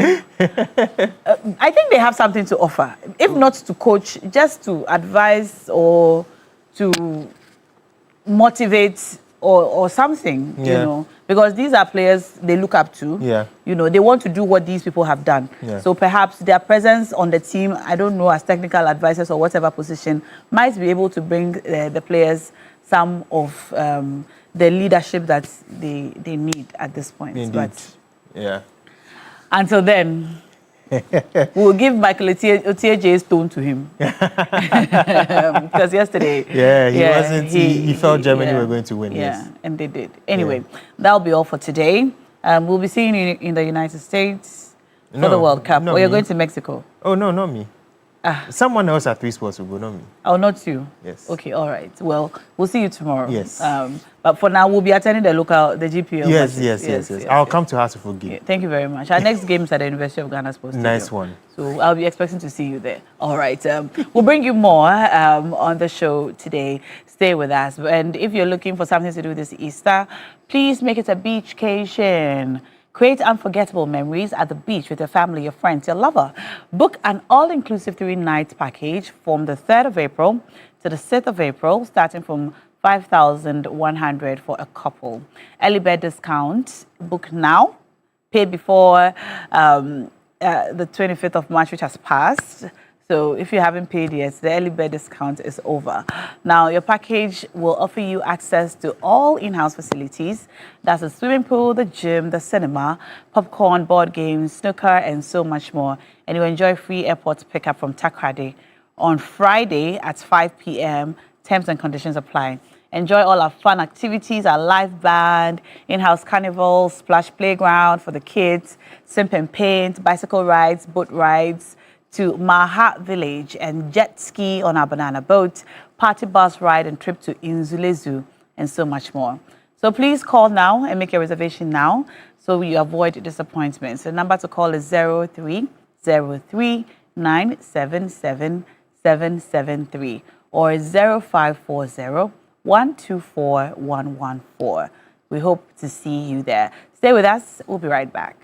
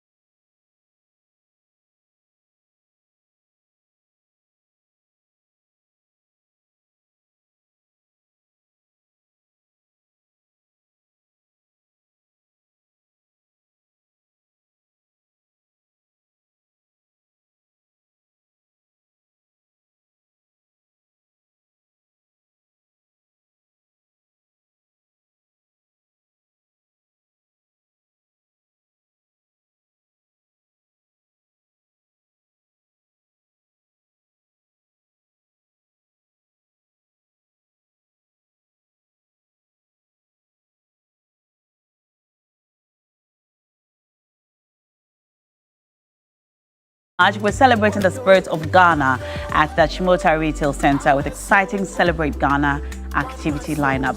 Enjoy ethnic-focused music performances that celebrate sounds of Ghana and amazing shopping experiences all weekends in the month of March. And while you're shopping, don't miss the Shop Ghana Win promotion. Simply shop from any of our Ghanaian retailers, from Gamel Clothing, MV Accessories, and Chop Bar, and stand the chance to win shopping vouchers.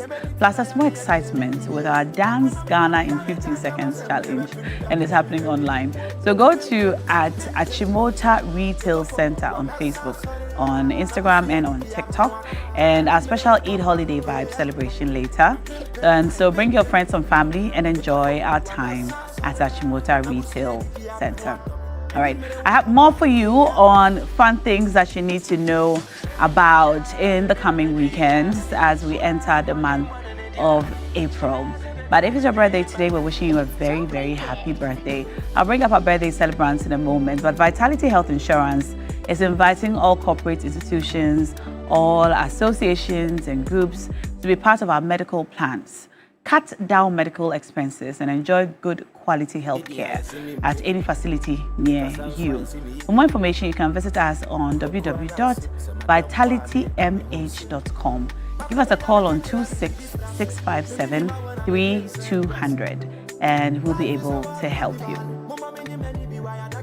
And this year, if you want to travel, explore the world, experience more, well, Global Wings Travel and Tours, in partnership with Media General, is inviting you to experience the very best of Malaysia and Singapore.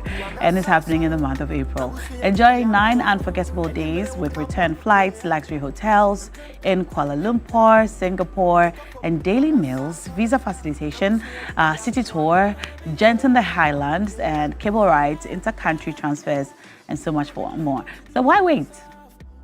Join us this month of April. Malaysia and Singapore is calling.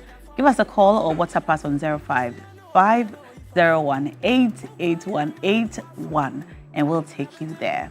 Now, if it's your birthday, we're wishing you a very happy birthday.